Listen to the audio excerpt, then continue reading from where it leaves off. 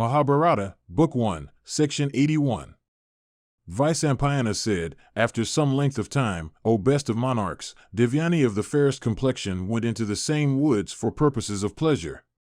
And accompanied by Sarmistha with her 1,000 maids, she reached the same spot and began to wander freely. And waited upon by all those companions, she felt supremely happy. And sporting with light hearts, they began drinking the honey and flowers, eating various kinds of fruit and biting some. And just at that time, King Yayati, the son of Nahusha, again came there tired and thirsty, in course of his wanderings, in search of deer. And the king saw Devyani and Sarmistha, and those other maidens also, all decked with celestial ornaments and full of voluptuous languor in consequence of the flower honey they drank. And Devyani of sweet smiles, unrivaled for beauty and possessed of the fairest complexion amongst them all, was reclining at her ease. And she was waited upon by Sarmistha, who was gently kneading her feet. And Yayati, seeing all this, said, O amiable ones, I would ask you both your names and parentage. It seems that these 2,000 maids wait on you too. Hearing the monarch, Devyani then answered, Listen to me, O best of men. Know that I am the daughter of Sukra, the spiritual guide of the Asuras. This my companion is my waiting maid. She attendeth on me wherever I go. She is Sarmistha, the daughter of the Asura king Vrishaparvan. Yayati then asked, I am curious to know, why is this thy companion of fair eyebrows, this maiden of the fairest complexion, the daughter of the Asura chief, thy waiting maid? Devyani replied, O best of king, everything resulteth from fate. Knowing this also to be the result of fate, wonder not at it. Thy feature and attire are both like a king's. Thy speech also is fair and correct as that of the Vedas. Tell me thy name, whence thou art, and whose son also. The monarch replied, During my vow of Brahmacharya, the whole Vedas entered my ears. I am known as Yayati, a king's son, and myself a king. Devyani then inquired, O king, what hast thou come here for? Is it to gather lotuses, or to angle, or to hunt? Yayati said, O amiable one, thirsty from the pursuit of deer, I have come hither in search of water. I am very much fatigued.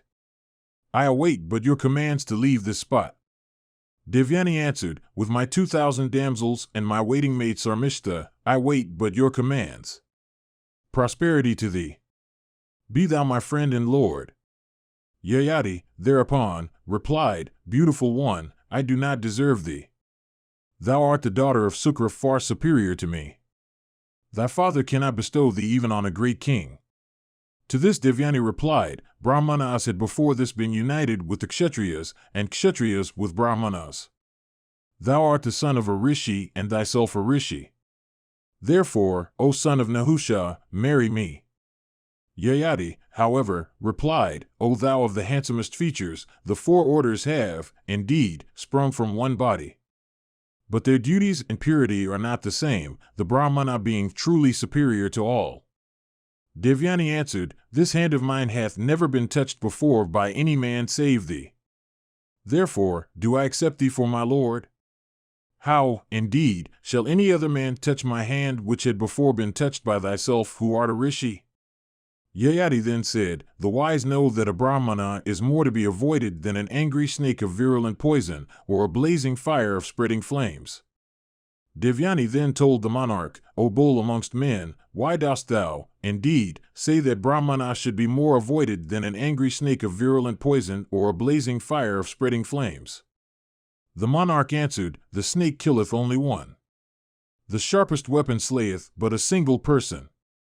The Brahmana, when angry, destroyeth whole cities and kingdoms. Therefore, O timid one, do I deem a Brahmana as more to be avoided than either. I cannot hence with thee, O amiable one, unless thy father bestoweth thee on me. Devyani then said, Thou art, indeed, chosen by me. And, O king, it is understood that thou wilt accept me if my father bestoweth me on thee. Thou needst not fear to accept my poor self bestowed on thee. Thou dost not, indeed, ask for me. Vyasa continued, After this, Devyani quickly sent a maidservant to her father. The maid represented to Sukra everything as it had happened.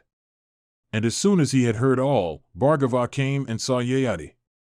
And beholding Bhargava come, Yayati worshipped and adored that Brahmana, and stood with joined palms in expectation of his commands. And Devyani then said, "This, O father, is the son of Nahusha. He took hold of my hand when I was in distress. I bow to thee. Bestow me upon him. I shall not wed any other person in the world." Sukra exclaimed, "O thou of splendid courage, thou hast, indeed, been accepted as her lord by this my dear daughter. I bestow her on thee. Therefore, O son of Nahusha, accept her as thy wife." Yayati then said, "I solicit the boon, O Brahmana, that by so doing, the sin of begetting a half-breed might not touch me." Sukra, however, assured him by saying, "I shall absolve thee from the sin. Ask thou the boon that thou desirest. Fear not to wed her. I grant thee absolution. Maintain virtuously thy wife the slender-waisted Devyani. Transports of happiness be thine in her company. This other maiden, Vrishaparvan's daughter, Sarmistha, should ever be regarded by thee. But thou shalt not summon her to thy bed." Vyasa continued, thus addressed by Sukra. Yayati then walked round the Brahmana. And the king then went through the auspicious ceremony of marriage according to the rites of the scriptures. And having received from Sukra this rich treasure of the excellent Devyani with Sarmistha and those 2,000 maidens, and duly honored also by Sukra himself and the Asuras, the best of monarchs, then, commanded by the high-souled Bhargava, returned to his capital with a joyous heart. Mahabharata, Book 1, Section 82. Vyasa said, Yayati then, on returning to his capital, which was like unto the city of Indra, entered his inner apartments and established there his bride Devyani. And the monarch, directed by Devyani, established Vrishaparvan's daughter Sarmistha in a mansion especially erected near the artificial woods of Asokas in his gardens. And the king surrounded Vrishaparvan's daughter Sarmistha with 1,000 maids and honored her by making every arrangement for her food and garments. But it was with Devyani that the royal son of Nahusha sported like a celestial for many years in joy and bliss. And when her season came, the fair Devyani conceived. And she brought forth as her first child the fine boy. And when 1,000 years had passed away, Vrishaparvan's daughter Sarmistha, having attained to puberty, saw that her season had come. She became anxious and said to herself, My season hath arrived. But I have not yet chosen a husband. Oh, what hath happened? What should I do? How am I to obtain the fruition of my wishes? Devyani hath become mother. My youth is doomed to pass away in vain. Shall I choose him also for my husband whom Devyani hath chosen? This is, indeed, my resolve, that monarch should give me a son. Will not the virtuous one grant me a private interview? Vyasa continued, while Sarmistha was thus busy with her thoughts, the king wandering listlessly came to that very wood of Asokas, and beholding Sarmistha before him, stood there in silence. Then Sarmistha, of sweet smiles, seeing the monarch before her with nobody to witness what might pass, approached him and said with joined palms, O son of Nahusha, no one can behold the ladies that dwell in the inner apartments of Soma, of Indra, of Vishnu, of Yama, of Varuna, and of thee. Thou knowest, O king, that I am both handsome and well-born. I solicit thee, O king. My season hath arrived. See that it goeth not in vain. Yayati answered, Well do I know that honor of birth is thine, born as thou art in the proud race of the Pandavas. Thou art also gifted with beauty. I do not, indeed, see even the speck of a fault in thy feature. But Usanas commanded me, while I was united with Devyani, that never should Vrishaparvan's daughter he summon to my bed. Sarmistha then said, It hath been said, O king, that it is not sinful to lie on the occasion of a joke, in respect of women sought to be enjoyed, on occasions of marriage, in peril of immediate death and of the loss of one's whole fortune. Lying is excusable on these 5 occasions. O king, it is not true that he is fallen who speaks not the truth when asked. Both Devyani and myself have been called hither as companions to serve the same purpose. When, therefore, thou hadst said that you wouldst confine thyself to one only amongst us, that was a lie thou hadst spoken. Yayati replied, A king should ever be a model in the eyes of his people. That monarch certainly meets with destruction who speaks an untruth. As for myself, I dare not speak an untruth even if the greatest loss threatens me. Sarmistha answered, O monarch, one may look upon her friend's husband as her own. One's friend's marriage is the same as one's own. Thou hast been chosen by my friend as her husband. Thou art as much my husband, therefore. Yayati then said, It is, indeed, my vow always to grant what one asketh. As thou askest me, tell me then what I am to do. Sarmistha then said, Absolve me, O king, from sin. Protect my virtue. Becoming a mother by thee, let me practice the highest virtue in this world. It is said, O king, that a wife, a slave, and a son can never earn wealth for themselves. What they earn always belongeth to him who owneth them. I am, indeed, the slave of Devyani. Thou art Devyani's master and lord. Thou art, therefore, O king, my master and lord as much as Devyani's. I solicit thee. Oh, fulfill my wishes. Vyasa continued, thus addressed by Sarmistha, the monarch was persuaded into the truth of all she spoke. He therefore honored Sarmistha by protecting her virtue. And they passed some time together. And taking affectionate farewell of each other, they then parted, each returning to whence he or she had come. And it came to pass that Sarmistha of sweet smiles and fair eyebrows conceived in consequence of that connection of hers with that best of monarchs. And, O king, that lotus-eyed lady then in due course of time brought forth a son of the splendor of a celestial child and of eyes like lotus petals. Mahabharata, Book 1, Section 83. Vyasa said, When Devyani of sweet smiles heard of the birth of this child, she became jealous, and O Bharata, Sarmistha became an object of her unpleasant reflections.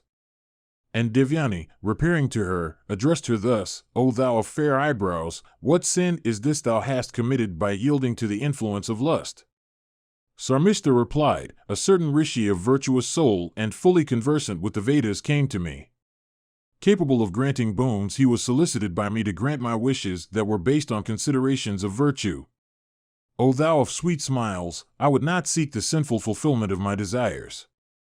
I tell thee truly that this child of mine is by that rishi. Devyani answered, It is all right if that be the case, O timid one. But if the lineage, name, and family of that Brahmana be known to thee, I should like to hear them. Sarmistha replied, O thou of sweet smiles, in asceticism and energy, that rishi is resplendent like the sun himself. Beholding him, I had not any need to make these inquiries. Devyani then said, If this is true, if indeed thou hast obtained thy child from such a superior Brahmana, then, O Sarmistha, I have no cause of anger. Vyasa continued, having thus talked and laughed with each other, they separated, Devyani returning to the palace with the knowledge imparted to her by Sarmistha. And, O king, Yayati also begot on Devyani 2 sons called Yadu and Turvasu, who were like Indra and Vishnu. And Sarmistha, the daughter of Vrishaparvan, became through the royal sage the mother of 3 sons in all, named Drahu, Anu, and Puru. And, O king, it so came to pass that one day Devyani of sweet smiles, accompanied by Yayati, went into a solitary part of the woods, and the king's extensive park. And there she saw 3 children of celestial beauty playing with perfect trustfulness. And Devyani asked in surprise, Whose children are they, O king, who are so handsome and so like unto the children of the celestials? In splendor and beauty they are like thee, I should think.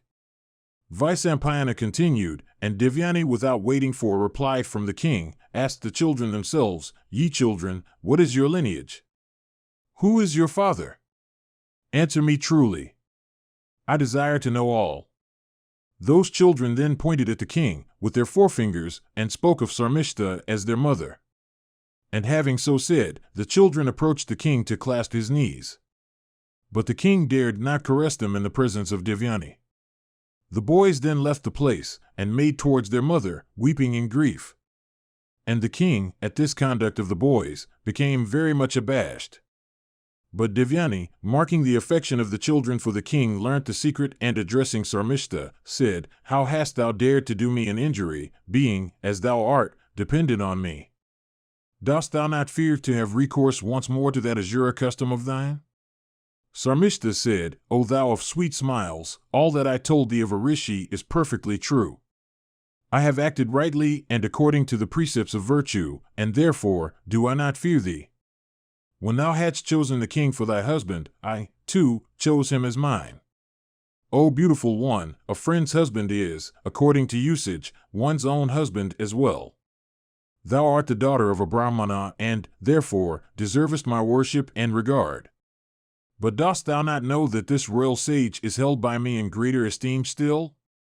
Vyasa said. Devyani then, hearing those words of hers, exclaimed, O king, thus thou hast wronged me, O monarch. I shall not live here any longer. And saying this, she quickly rose, with tearful eyes, to go to her father. And the king was grieved to see her thus, and alarmed greatly, followed in her footsteps, endeavoring to appease her wrath. But Devyani, with eyes red with anger, would not desist. Speaking not a word to the king, with eyes bathed in tears, she soon reached the side of her father Usanas, the son of Kavi. And beholding her father, she stood before him, after due salutations. And Yayati also, immediately after, saluted and worshipped Bhargava.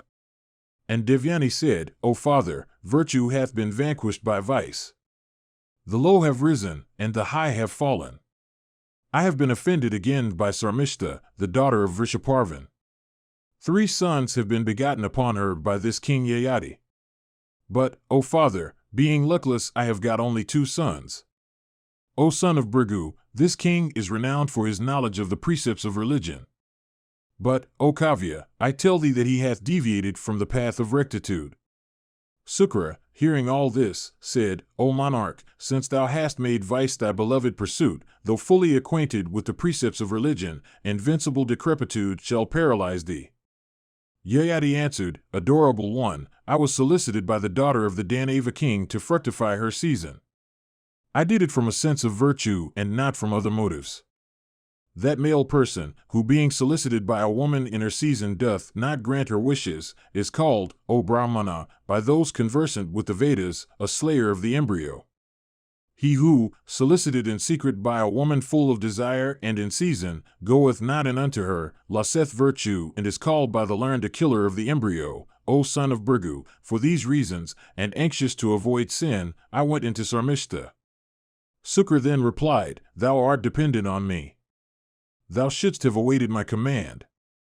Having acted falsely in the matter of thy duty, O son of Nahusha, thou hast been guilty of the sin of theft. Vyasa continued, Yayati, the son of Nahusha, thus cursed by the angry Usanas, was then divested of his youth and immediately overcome by decrepitude. And Yayati said, O son of Bhrigu, I have not yet been satiated with youth or with Devyani. Therefore, O Brahmana, be graceful unto me so that decrepitude might not touch me.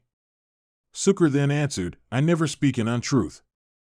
Even now, O king, art thou attacked by decrepitude. But if thou likest, thou art competent to transfer this thy decrepitude to another. Yayati said, O Brahmana, let it be commanded by thee that that son of mine who giveth me his youth shall enjoy my kingdom, and shall achieve both virtue and fame. Sukra replied, O son of Nahusha, thinking of me thou mayst transfer this thy decrepitude to whomsoever thou likest. That son who shall give thee his youth shall become thy successor to the throne. He shall also have long life, wide fame, and numerous progeny. Mahabharata, Book 1, Section 84. Vyasa said, Yayati, then, overcome with decrepitude, returned to his capital and summoning his eldest son Yadu, who was also the most accomplished, addressed him thus, Dear child, from the curse of Kavya called also Usanas, decrepitude and wrinkles and whiteness of hair have come over me. But I have not been gratified yet with the enjoyment of youth. Do thou, O Yadu, take this my weakness along with my decrepitude. I shall enjoy with thy youth. And when a full 1,000 years will have elapsed, returning to thee thy youth, I shall take back my weakness with this decrepitude. Yadu replied, There are innumerable inconveniences in decrepitude, in respect of drinking and eating. Therefore, O king, I shall not take thy decrepitude. This is, indeed, my determination. White hair on the head, cheerlessness and relaxation of the nerves, wrinkles all over the body, deformities, weakness of the limbs, emaciation, incapacity to work, defeat at the hands of friends and companions. These are the consequences of decrepitude. Therefore, O king, I desire not to take it. O king, thou hast many sons, some of whom are dearer to thee. Thou art acquainted with the precepts of virtue. Ask some other son of thine to take thy decrepitude. Yayati replied, Thou art sprung from my heart, O son, but thou givest me not thy youth. Therefore, thy children shall never be kings. And he continued, addressing another son of his, O Turvasu, take thou this weakness of mine along with my decrepitude. With thy youth, O son, I like to enjoy the pleasure of life. After the lapse of a full 1,000 years I shall give back to thee thy youth, and take back from thee my weakness and decrepitude. Turvasu replied, I do not like decrepitude, O father. It takes away all appetites and enjoyments, strength and beauty of person, intellect, and even life. Yayati said to him, Thou art sprung from my heart, O son. But thou givest me not thy youth. Therefore, O Turvasu, thy race shall be extinct. Wretch, thou shalt be the king of those whose practices and precepts are impure, amongst whom men of inferior blood procreate children upon women of blue blood, who live on meat, who are mean, who hesitate not to appropriate the wives of their superiors, whose practices are those of birds and beasts, who are sinful and non-Aryan. Vyasa said, Yayati, having thus cursed his son Turvasu, then addressed Sarmistha's son Drahu thus, O Drahu, take thou for 1,000 years my decrepitude destructive of complexion and personal beauty, and give me thy youth. When 1,000 years have passed away, I shall return thee thy youth and take back my own weakness and decrepitude. To this Drahu replied, O king, one that is decrepit can never enjoy elephants and cars and horses and women. Even his voice becometh hoarse. Therefore, I do not desire to take thy decrepitude. Yayati said to him, Thou art sprung from my heart, O son. But thou refusest to give me thy youth. Therefore, thy most cherished desires shall never be fulfilled. Thou shalt be king only in name, of that region where there are no roads for the passage of horses and cars and elephants, and good vehicles, and asses, and goats and bullocks, and palanquins, where there is swimming only by rafts and floats. Yayati next addressed Anu and said, O Anu, take my weakness and decrepitude. I shall with thy youth enjoy the pleasures of life for 1,000 years. To this Anu replied, Those that are decrepit always eat like children and are always impure. They cannot pour libations upon fire in proper times. Therefore, I do not like to take thy decrepitude. Yayati said to him, Thou art sprung from my heart, thou givest not thy youth. Thou findest so many faults in decrepitude. Therefore, decrepitude shall overcome thee. And, O Anu, thy progeny also as soon as they attain to youth, shall die. And thou shalt also not be able to perform sacrifices before fire. Yayati at last turned to his youngest child, Puru, and addressing him said, Thou art, O Puru, my youngest son. But thou shalt be the first of all. Decrepitude, wrinkles, and whiteness of hair have come over me in consequence of the curse of Kavya, called also Usanas. I have not yet, however, been satiated with my youth. O Puru, take thou this my weakness and decrepitude. With thy youth I shall enjoy for some years the pleasures of life. And when 1,000 years have passed away, I shall give back to thee thy youth and take back my own decrepitude. Vyasa said, thus addressed by the king, Puru answered with humility, I shall do, O monarch, as thou bidest me. I shall take, O king, thy weakness and decrepitude. Take thou my youth and enjoy as thou listest the pleasures of life. Covered with thy decrepitude and becoming old, I shall, as thou commandest, continue to live, giving thee my youth. Yayati then said, O Puru, I have been gratified with thee. And being gratified, I tell thee that the people in thy kingdom shall have all their desires fulfilled. And having said this, the great ascetic Yayati, then thinking of Kavya, transferred his decrepitude unto the body of the high-souled Puru. Mahabharata, Book 1, Section 85. Vyasa said, the excellent monarch Yayati, the son of Nahusha, having received Puru's youth, became exceedingly gratified. And with it he once more began to indulge in his favorite pursuits to the full extent of his desires and to the limit of his powers, according to seasons, so as to derive the greatest pleasure therefrom. And, O king, in nothing that he did, he acted against the precepts of his religion as behoved him well. He gratified the gods by his sacrifices, the pitris by shraddhas, the poor by his charities, all excellent brahmanas by fulfilling their desires, all persons entitled to the rights of hospitality, with food and drink, the Vaishyas by protection, and the Sudras by kindness. And the king repressed all criminals by proper punishments. And Yayati, gratifying all sections of his subjects, protected them virtuously like another Indra. And the monarch possessed of the prowess of a lion, with youth and every object of enjoyment under control, enjoyed unlimited happiness without transgressing the precepts of religion.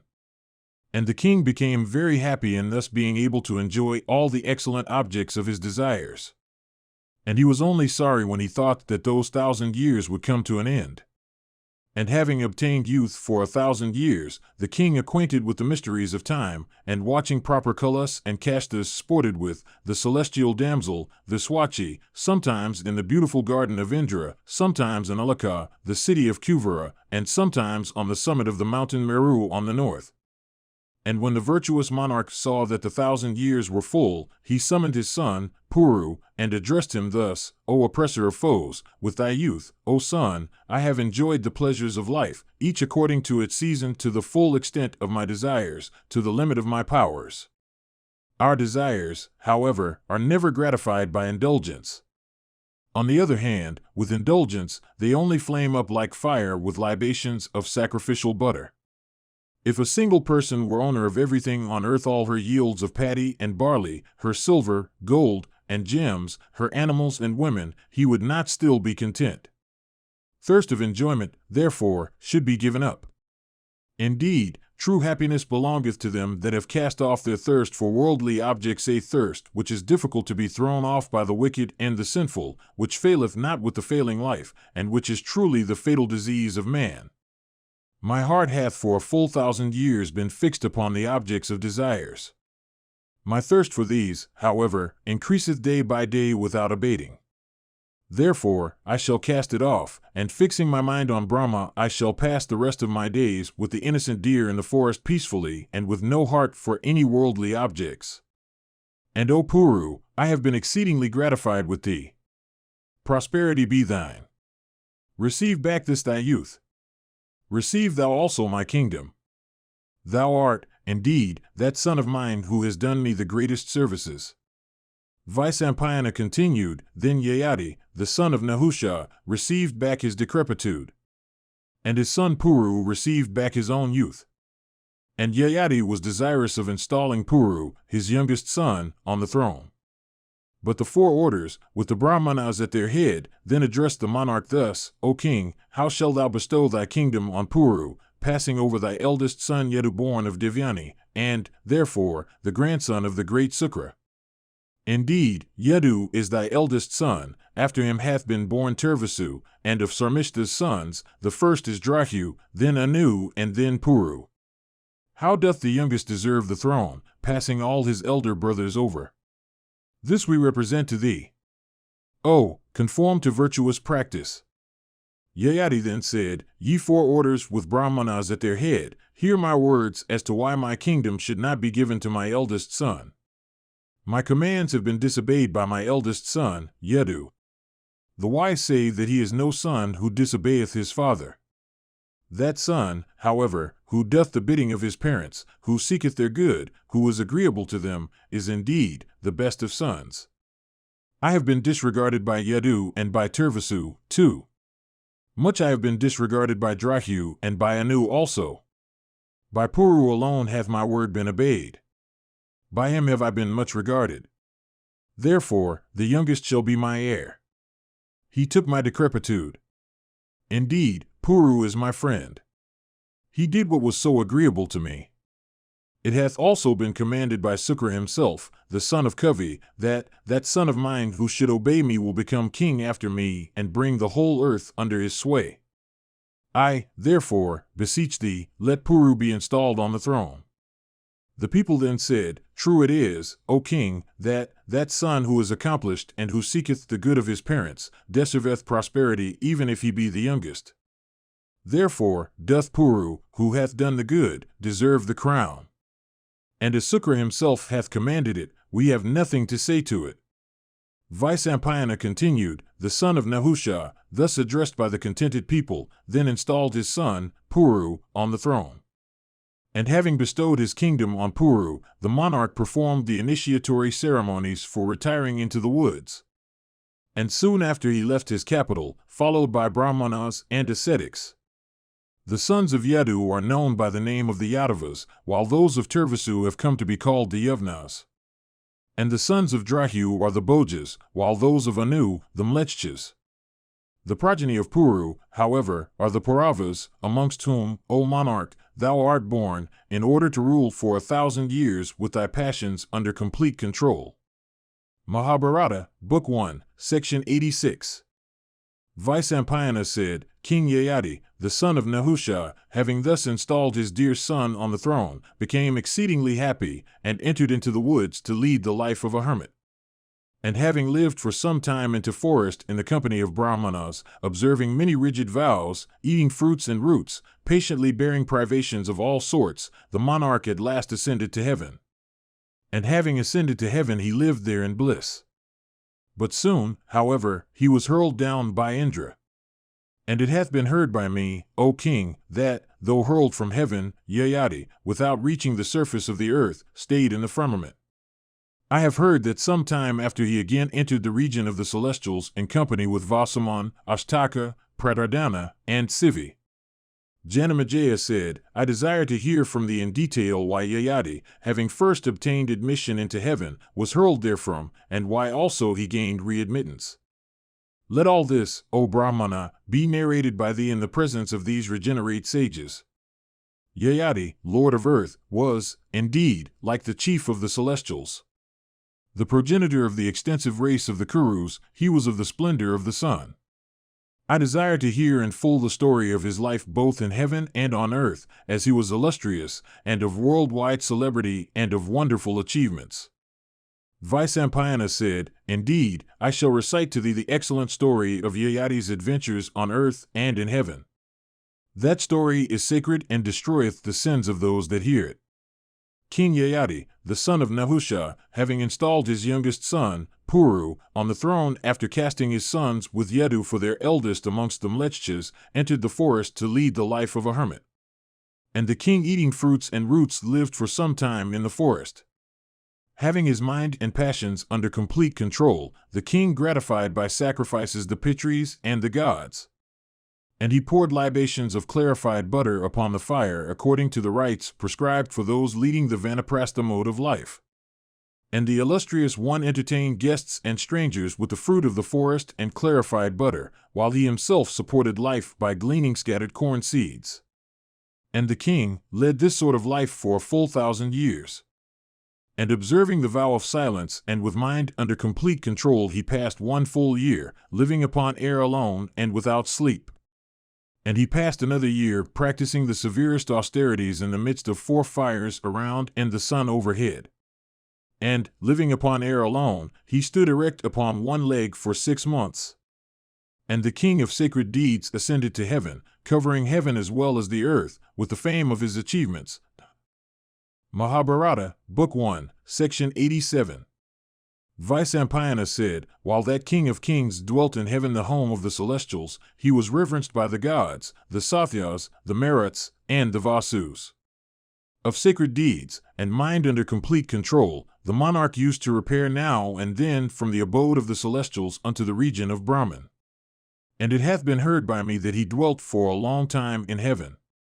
One day that best of kings, Yayati, went to Indra, and there in course of conversation the Lord of earth was asked by Indra as follows. What didst thou say, O king, when thy son Puru took thy decrepitude on earth, and when thou gavest him thy kingdom?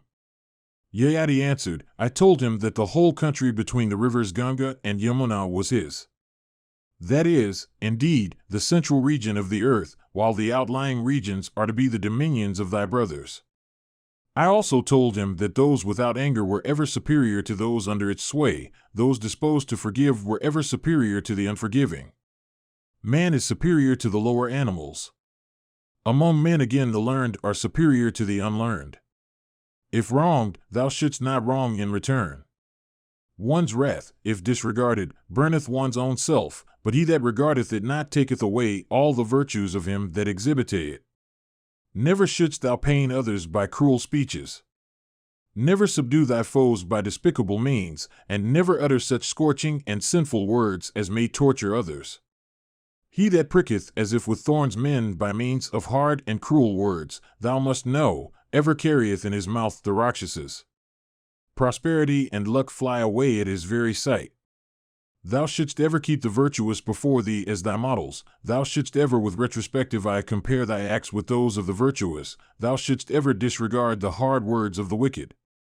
Thou shouldst ever make the conduct of the wise the model upon which thou art to act thyself.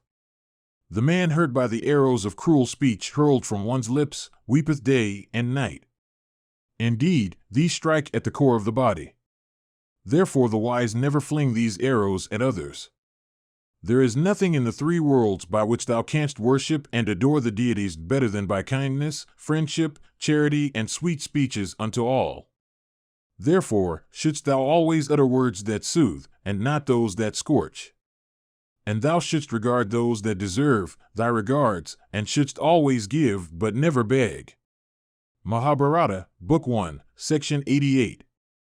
Vyasa said, Alter this Indra again asked Yayati, Thou didst retire into the woods, O king, after accomplishing all thy duties. O Yayati, son of Nahusha, I would ask thee to whom thou art equal in ascetic austerities. Yayati answered, O Vasva, I do not, in the matter of ascetic austerities, behold my equal among men, the celestials, the Gandharvas, and the great rishis. Indra then said, O monarch, because thou disregardest those that are thy superiors, thy equals, and even thy inferiors, without, in fact, knowing their real merits, thy virtues have suffered diminution and thou must fall from heaven.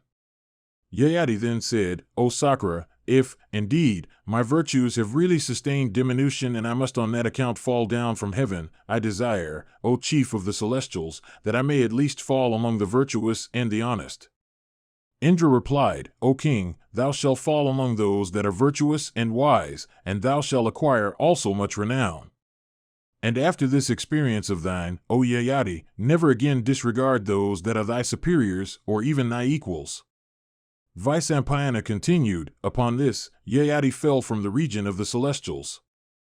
And as he was falling, he was beheld by that foremost of royal sages, viz., Ashtaka, the protector of his own religion. Ashtaka, beholding him, inquired, Who art thou, O youth of a beauty equal to that of Indra, in splendor blazing as the fire, thus falling from on high? Art thou that foremost of sky-ranging bodies, the sun emerging from dark masses of clouds? Beholding thee falling from the solar course, possessed of immeasurable energy in the splendor of fire or the sun, every one is curious as to what it is that is so falling, and is, besides, deprived of consciousness. Beholding thee in the path of the celestials, possessed of energy like that of Sakra, or Surya, or Vishnu, we have approached thee to ascertain the truth. If thou hadst first asked us who we were, we would never have been guilty of the incivility of asking thee first. We now ask thee who thou art and why thou approachest hither. Let thy fears be dispelled, let thy woes and afflictions cease. Thou art now in the presence of the virtuous and the wise. Even Sakra himself, the slayer of Vala, cannot here do thee any injury. O thou of the prowess of the chief of the celestials, the wise and the virtuous are the support of their brethren in grief. Here there are none but the wise and virtuous like thee assembled together. Therefore, stay thou here in peace. Fire alone hath power to give heat.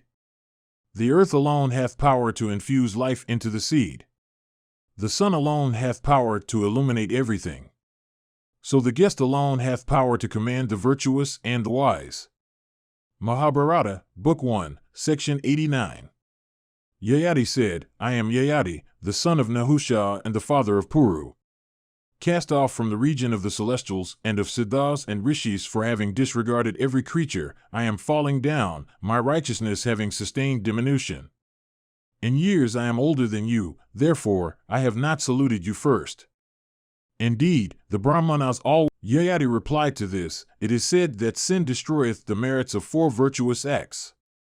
Vanity containeth the element of that which leadeth to hell. The virtuous never follow in the footsteps of the vicious. They act in such a way that their religious merit always increaseth. I myself had great religious merit, but all that, however, is gone. I will scarcely be able to regain it even by my best exertions. Beholding my fate, he that is bent upon achieving his own good will certainly suppress vanity. He who having acquired great wealth performeth meritorious sacrifices, who having acquired all kinds of learning remaineth humble, and who having studied the entire Vedas devouteth himself to asceticism with a heart withdrawn from all mundane enjoyments, goeth to heaven. None should exult in having acquired great wealth. None should be vain of having studied the entire Vedas. In the world men are of different dispositions. Destiny is supreme. Both power and exertion are all fruitless. Knowing destiny to be all-powerful, the wise, whatever their portions may be, should neither exult nor grieve. When creatures know that their weal and woe are dependent on destiny and not on their own exertion or power, they should neither grieve nor exult, remembering that destiny is all-powerful. The wise should ever live contented, neither grieving at woe nor exulting at weal. When destiny is supreme, both grief and exultation are unbecoming. O Ashtaka, I never suffer myself to be overcome by fear, nor do I ever entertain grief, knowing for certain that I shall be in the world what the great disposer of all hath ordained. Insects and worms, all oviparous creatures, vegetable existences, all crawling animals, vermin, the fish in the water, stones, grass, wood, in fact, all created things, when they are freed from the effects of their acts, are united with the Supreme Soul. Happiness and misery are both transient. Therefore, O Ashtaka, why should I grieve? We can never know how we are to act in order to avoid misery. Therefore, none should grieve for misery. Possessed of every virtue, King Yayati, who was the maternal grandfather of Ashtaka, while staying in the welkin, at the conclusion of his speech, was again questioned by Ashtaka. The latter said, O King of Kings, tell me, in detail, of all those regions that thou hast visited and enjoyed, as well as the period for which thou hast enjoyed each. Thou speakest of the precepts of religion even like the clever masters acquainted with the acts and sayings of great beings. Yayati replied, I was a great king on earth, owning the whole world for my dominion. Leaving it, I acquired by dint of religious merit many high regions. There I dwelt for a full 1,000 years, and then I attained to a very high region, the abode of Indra, of extraordinary beauty, having 1,000 gates, and extending over 100 yojanas all round. There too, I dwelt a full 1,000 years, and then attained to a higher region still. That is the region of perfect beatitude, where decay never exists, the region, viz., that of the Creator and the Lord of earth, so difficult of attainment. There also I dwelt for a full 1,000 years, and then attained to another very high region, viz., that of the God of gods, Vishnu, where, too, I had lived in happiness. Indeed, I dwelt in various regions, adored by all the celestials, and possessed of prowess and splendor equal unto those of the celestials themselves. Capable of assuming any form at will, I lived for 1,000,000 years in the gardens of Nandana, sporting with the Apsaras and beholding numberless beautiful trees clad in flowery vesture and sending forth delicious perfume all round. And after many, many years had elapsed, while still residing there in enjoyment of perfect beatitude, the celestial messenger of grim visage, one day, in a loud and deep voice, thrice shouted to me, Ruined!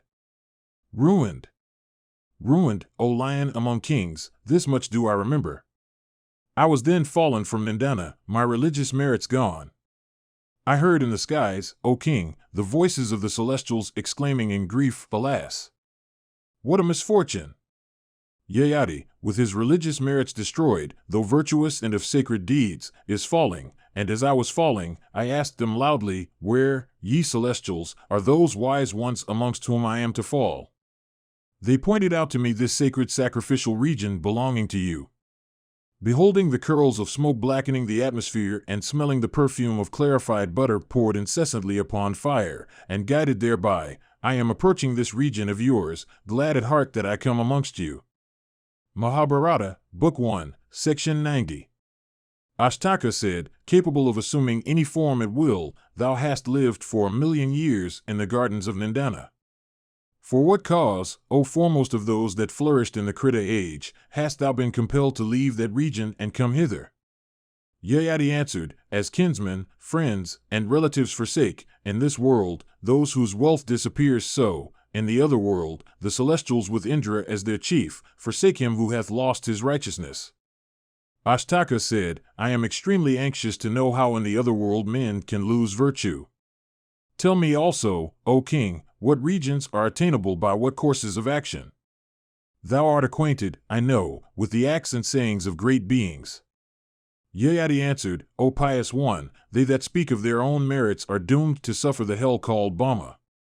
Though really emaciated and lean, they appear to grow on earth, in the shape of their sons and grandsons, only to become food for vultures, dogs, and jackals. Therefore, O king, this highly censurable and wicked vice should be repressed. I have now, O king, told thee all. Tell me what more I shall say. Ashtaka said, when life is destroyed with age, vultures, peacocks, insects, and worms eat up the human body. Where doth man then reside? How doth he also come back to life? I have never heard of any hell called Bama on earth. Yayati answered, after the dissolution of the body, man, according to his acts, re-entereth the womb of his mother and stayeth there in an indistinct form, and soon after assuming a distinct and visible shape reappeareth in the world and walketh on its surface. This is that earth hell, Bama, where he falleth, for he beholdeth not the termination of his existence and acteth not towards his emancipation. Some dwell for 60,000 years, some for 80,000 years in heaven, and then they fall. And as they fall, they are attacked by certain Rakshasas in the form of sons, grandsons, and other relatives that withdraw their hearts from acting for their own emancipation. Ashtaka asked, for what sin are beings, when they fall from heaven, attacked by these fierce and sharp-toothed Rakshasas? Why are they not reduced to annihilation? How do they again enter the womb, furnished with senses? Yayati answered, after falling from heaven, the being becometh a subtle substance living in water. This water becometh the semen whence is the seed of vitality. Thence entering the mother's womb in the womanly season, it developeth into the embryo and next into visible life like the fruit from the flower. Entering trees, plants, and other vegetable substances, water, air, earth, and space, that same watery seed of life assumeth the quadrupedal or bipedal form. This is the case with all creatures that you see. Ashtaka said, O tell me, I ask thee because I have my doubts. Doth a being that hath received a human form enter the womb in its own shape or in some other? How doth it also acquire its distinct and visible shape, eyes and ears and consciousness as well? Questioned by me, O, explain it all. Thou art, O Father, one acquainted with the acts and sayings of great beings. Yayati answered, according to the merits of one's acts, the being that in a subtle form coheres in the seed that is dropped into the womb is attracted by the atmospheric force for purposes of rebirth. It then developeth there in course of time. First it becomes the embryo, and is next provided with the visible physical organism. Coming out of the womb in due course of time, it becometh conscious of its existence as man, and with his ears becometh sensible of sound, with his eyes, of color and form, with his nose, of scent, with his tongue, of taste, by his whole body, of touch, and by his mind, of ideas. It is thus, O Ashtaka, that the gross and visible body developeth from the subtle essence. Ashtaka asked, after death, the body is burnt, or otherwise destroyed. Reduced to nothing upon such dissolution, by what principle is one revived? Yayati said, O lion among kings, the person that dies assumes a subtle form, and retaining consciousness of all his acts as in a dream, he enters some other form with a speed quicker than that of air itself. The virtuous attain to a superior, and the vicious to an inferior form of existence. The vicious become worms and insects. I have nothing more to say, O thou of great and pure soul. I have told thee how beings are born, after development of embryonic forms, as 4-footed, 6-footed creatures and others with more feet. What more wilt thou ask me? Ashtaka said, How, O Father, do men attain to those superior regions whence there is no return to earthly life? Is it by asceticism or by knowledge? How also can one gradually attain to felicitous regions? Asked by me, O answer it in full. Yayati answered, The wise say that for men there are 7 gates through which admission may be gained into heaven. There are asceticism, benevolence, tranquility of mind, self-command, modesty, simplicity, and kindness to all creatures. The wise also say that a person loseth all these in consequence of vanity. That man who having acquired knowledge regardeth himself as learned, and with his learning destroyed the reputation of others, never attaineth to regions of indestructible felicity. That knowledge also doth not make its possessor competent to attain to Brahma. Study, taciturnity, worship before fire, and sacrifices, these 4 remove all fear. When, however, these are mixed with vanity, instead of removing it, they cause fear. The wise should never exult at receiving honors, nor should they grieve at insults. For it is the wise alone that honor the wise, the wicked never act like the virtuous. I have given away so much, I have performed so many sacrifices, I have studied so much, I have observed these vows, such vanity is the root of fear. Therefore, thou must not indulge in such feelings. Those learned men who accept as their support the unchangeable, inconceivable Brahma alone that ever showereth blessings on persons virtuous like thee, enjoy perfect peace here and hereafter. Mahabharata, Book 1, Section 91. Ashtaka said, Those cognizant of the Vedas differ in opinion as to how the followers of each of the 4 modes of life, viz., grihastas, bhikshus, brahmacarans, and vanaprashtas, should conduct themselves in order to acquire religious merit. Yayati answered, These are what a brahmacaran must do.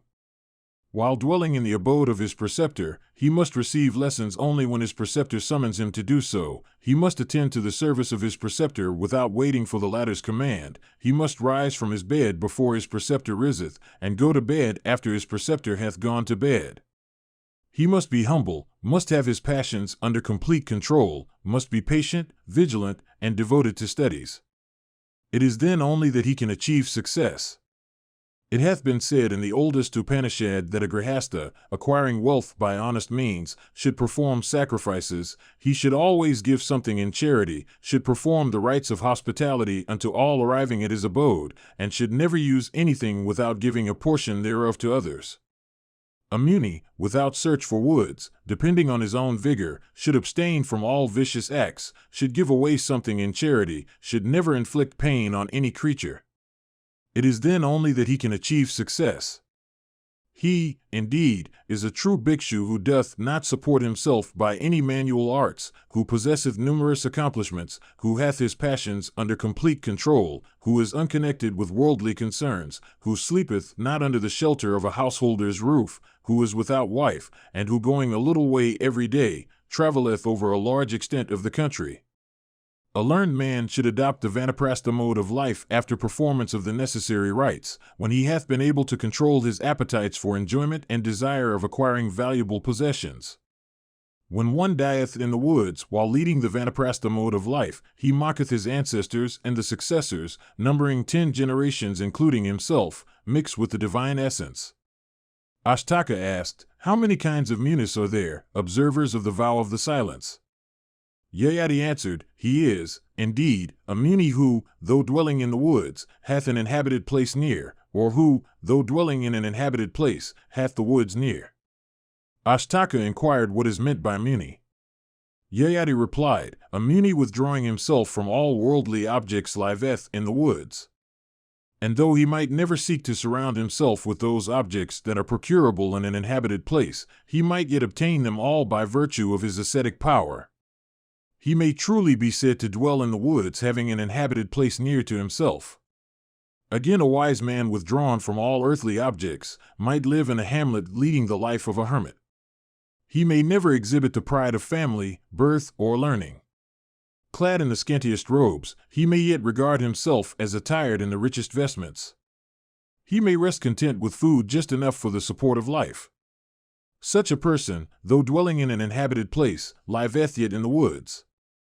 The person again, who, with passions under complete control, adopteth the vow of silence, refraining from action and entertaining no desire, achieveth success. Why shouldst thou not, indeed, reverence the man who liveth on clean food, who refraineth from ever injuring others, whose heart is ever pure, who stands in the splendor of ascetic attributes, who is free from the leaden weight of desire, who abstaineth from injury even when sanctioned by religion? Emaciated by austerities and reduced in flesh, marrow, and blood, such a one conquereth not only this but the highest world. And when the Muni sits in yoga meditation, becoming indifferent to happiness and misery, honor and insult, he then leaveth the world and enjoyeth communion with Brahma. When the Muni taketh food like wine and other animals, i.e., without providing for it beforehand and without any relish, like a sleeping infant feeding on the mother's lap, then like the all-pervading spirit he becometh identified with the whole universe and attaineth to salvation. Mahabharata, Book 1, Section 92. Ashtaka asked, Who amongst these, O king, both exerting constantly like the sun and the moon, first attaineth to communion with Brahma, the ascetic or the man of knowledge? Yayati answered, The wise, with the help of the Vedas and of knowledge, having ascertained the visible universe to be illusory, instantly realizes the Supreme Spirit as the sole existent independent essence. While they that devote themselves to yoga meditation take time to acquire the same knowledge, for it is by practice alone that these latter divest themselves of the consciousness of quality. Hence the wise attain to salvation first. Then again, if the person devoted to yoga find not sufficient time in one life to attain success, being led astray by the attractions of the world, in his next life he is benefited by the progress already achieved, for he devouteth himself regretfully to the pursuit of success. But the man of knowledge ever beholdeth the indestructible unity, and is, therefore, though steeped in worldly enjoyments, never affected by them at heart. Therefore, there is nothing to impede his salvation. He, however, who faileth to attain to knowledge, should yet devote himself to piety as dependent on action, sacrifices, and see. But he that devoteth himself to such piety, moved thereto by desire of salvation, can never achieve success. His sacrifices bear no fruit and partake of the nature of cruelty. Piety which is dependent on action that proceedeth not from the desire of fruit, is, in case of such men, yoga itself. Ashtaka said, O king, thou lookest like a young man, thou art handsome and decked with a celestial garland. Thy splendor is great. Whence dost thou come and where dost thou go? Whose messenger art thou? Art thou going down into the earth? Yayati said, Fallen from heaven upon the loss of all my religious merits, I am doomed to enter the earth hell. Indeed, I shall go there after I have finished my discourse with you. Even now the regents of the points of the universe command me to hasten thither. And, O king, I have obtained it as a boon from Indra that though fall I must upon the earth, yet I should fall amidst the wise and the virtuous. Ye are all wise and virtuous that are assembled here. Ashtaka said, Thou art acquainted with everything. I ask thee, O king, are there any regions for myself to enjoy in heaven or in the firmament? If there be, then, thou shalt not fall, though falling. Yayati answered, O king, there are as many regions for thee to enjoy in heaven even as the number of kine and horses on earth with the animals in the wilderness and on the hills. Ashtaka said, If there are worlds for me to enjoy, as fruits of my religious merits, in heaven, O king, I give them all unto thee. Therefore, though falling, thou shalt not fall. Oh, take thou soon all those, wherever they be, in heaven or in the firmament. Let thy sorrow cease. Yayati answered, O best of kings, a Brahman-knowing Brahmana alone can take in gift, but not one like ourselves. And, O monarch, I myself have given away to Brahmanas as one should. Let no man who is not a Brahmana and let not the wife of a learned Brahmana ever live in infamy by accepting gifts. While on earth, I ever desired to perform virtuous acts. Having never done so before, how shall I now accept a gift? Pratidana, who was amongst them, asked, O thou of the handsomest form, I am Pratidana by name. I ask thee if there are any worlds for me to enjoy as fruits of my religious merits, in heaven or the firmament. Answer me, thou art acquainted with everything. Yayati said, O king, numberless worlds, full of felicity, effulgent like the solar disk, and where woe can never dwell, await thee. If thou dwellest in each but for 7 days, they would not yet be exhausted. Pratardana said, These then I give unto thee. Therefore, though falling, thou must not fall. Let the worlds that are mine be thine, whether they be in the firmament or heaven. Oh, soon take them. Let thy woe cease. Yayati answered, O monarch, no king of equal energy should ever desire to receive as gift the religious merits of another king acquired by yoga austerities. And no king who is afflicted with calamity through the fates should, if wise, act in a censurable way. A king keeping his eye fixed forever on virtue should walk along the path of virtue like myself, and, knowing what his duties are, should not act so meanly as thou directest. When others desirous of acquiring religious merits do not accept gifts, how can I do what they themselves do not? On the conclusion of this speech, that best of kings, Yayati, was then addressed by Vasumut in the following words. Mahabharata, Book 1, Section 93. Vasumut said, I am Vasumut, the son of Ashadaswa. I would ask thee, O king, whether there are any worlds for me to enjoy as fruits of my religious merits, in heaven or the firmament. Thou art, O high-souled one, acquainted with all holy regions. Yayati answered, There are as many regions for thee to enjoy in heaven as the number of places in the firmament, the earth, and the 10 points of the universe illumined by the sun. Vasumut then said, I give them to thee. Let those regions that are for me be thine. Therefore, though falling, thou shalt not fall. If to accept them as gift be improper for thee, then, O monarch, buy them for a straw? Yayati answered, I do not remember having ever bought and sold anything unfairly. This has never been done by other kings. How shall I therefore do it? Vasumut said, If buying them, O king, be regarded by thee as improper, then take them as guilt from me. For myself I answer that I will never go to those regions that are for me. Let them, therefore, be thine. Sivi then addressed the king thus, I am, O king, Sivi by name, the son of Uzanara. O father, are there in the firmament or in heaven any worlds for me to enjoy? Thou knowest every region that one may enjoy as the fruit of his religious merit. Yayati said, Thou hast never, by speech or in mind, disregarded the honest and the virtuous that applied to thee. There are infinite worlds for thee to enjoy in heaven, all blazing like lightning. Sivi then said, If thou regardest their purchase as improper, I give them to thee. Take them all, O king. I shall never take them, viz., those regions where the wise never feel the least disquiet. Yayati answered, O Sivi, thou hast indeed obtained for thyself, possessed of the prowess of Indra, infinite worlds. But I do not desire to enjoy regions given to me by others. Therefore, I accept not thy gift. Ashtaka then said, O king, each of us has expressed his desire to give thee worlds that each of us has acquired by his religious merits. Thou acceptest not them. But leaving them for thee, we shall descend into the earth hill. Yayati answered, Ye all are truth-loving and wise. Give me that which I deserve. I shall not be able to do what I have never done before. Ashtaka then said, Whose are those 5 golden cars that we see? Do men that repair to these regions of everlasting bliss ride in them? Yayati answered, Those 5 golden cars displayed in glory, and blazing as fire, would indeed carry you to regions of bliss. Ashtaka said, O king, ride on those cars thyself and repair to heaven. We can wait. We follow thee in time. Yayati said, We can now all go together. Indeed, all of us have conquered heaven. Behold, the glorious path to heaven becomes visible. Vyasa continued, Then all those excellent monarchs riding in those cars set out for heaven for gaining admittance into it, illuminating the whole firmament by the glory of their virtues. Then Ashtaka, breaking the silence, asked, I had always thought that Indra was my especial friend, and that I, of all others, should first obtain admittance into heaven. But how is it that Uzanara's son, Sivi, hath already left us behind? Yayati answered, this Usanara's son had given all he possessed for attaining to the region of Brahman.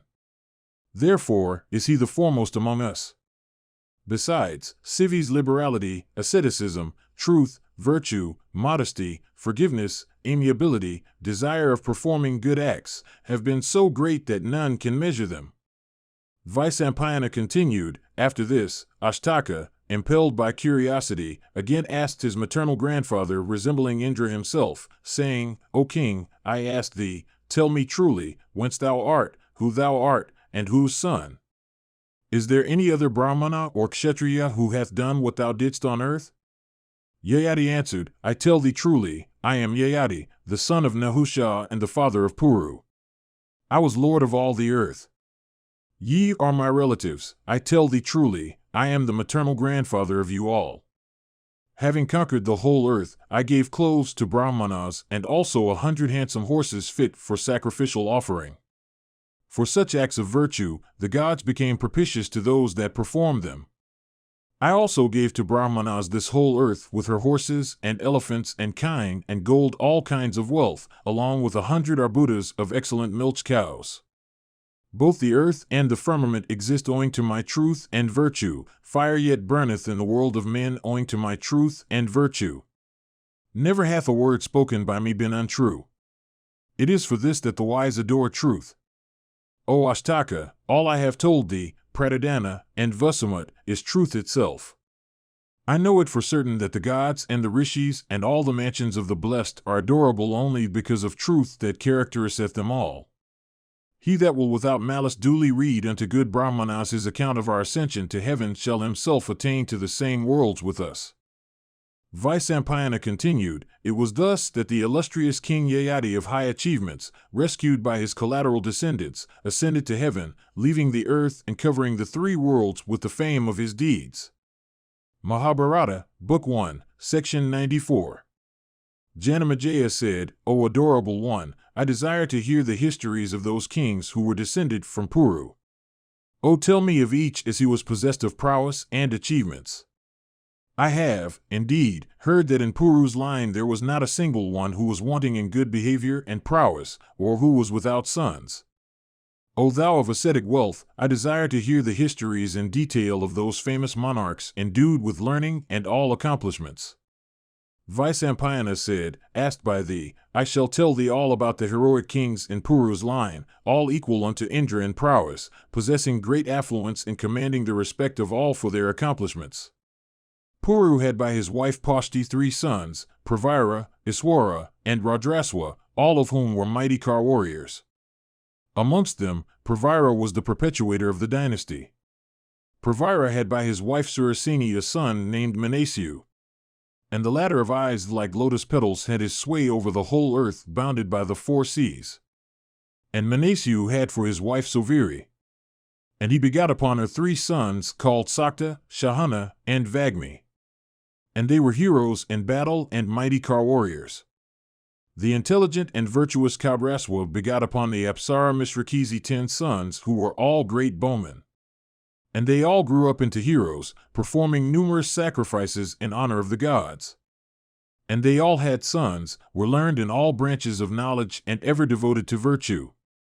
They are Richiyu, and Kakshriyu, and Virkiyu of great prowess, Standiliyu, and Vanyu, and Jalyu of great fame, Tajayu of great strength and intelligence, and Satyu of the prowess of Indra, Dharmiyu, and Sanatiyu the 10th of the prowess of the celestials. Amongst them all, Richiyu became the sole monarch of the whole earth and was known by the name of Anadrishti. And in prowess he was like unto Vasva amongst the celestials. And Anadrishti had a son of the name of Madanara, who became a famous and virtuous king and performed the Rajasuya and the horse sacrifice.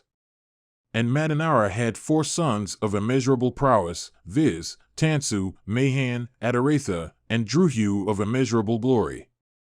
Amongst them, Tansu of great prowess became the perpetrator of Puru's line. And he subjugated the whole earth and acquired great fame and splendor. And Tansu begot a son of great prowess named Elena. And he became the foremost of all conquerors and brought the whole world under his subjection. And Elena begot upon his wife Rathantra 5 sons, with Dushmanta at their head, all equal in might unto the 5 elements. They were Dushmanta, Sura, Bhima, Pravesu, and Vasu. And, O Janamejaya, the eldest of them, Dushmanta, became king. And Dushmanta had by his wife Sakuntala an intelligent son named Bharata, who became king. And Bharata gave his name to the race of which he was the founder. And it is from him that the fame of that dynasty hath spread so wide. And Bharata begot upon his 3 wives 9 sons in all.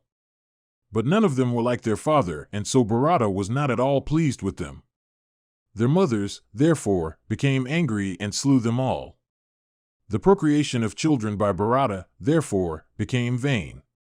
The monarch then performed a great sacrifice, and through the grace of Bharadvaja obtained a son named Bhumanyu. And then Bharata, the great descendant of Puru, regarding himself as really possessing a son, installed, O foremost one of Bharata's race, that son as his heir apparent.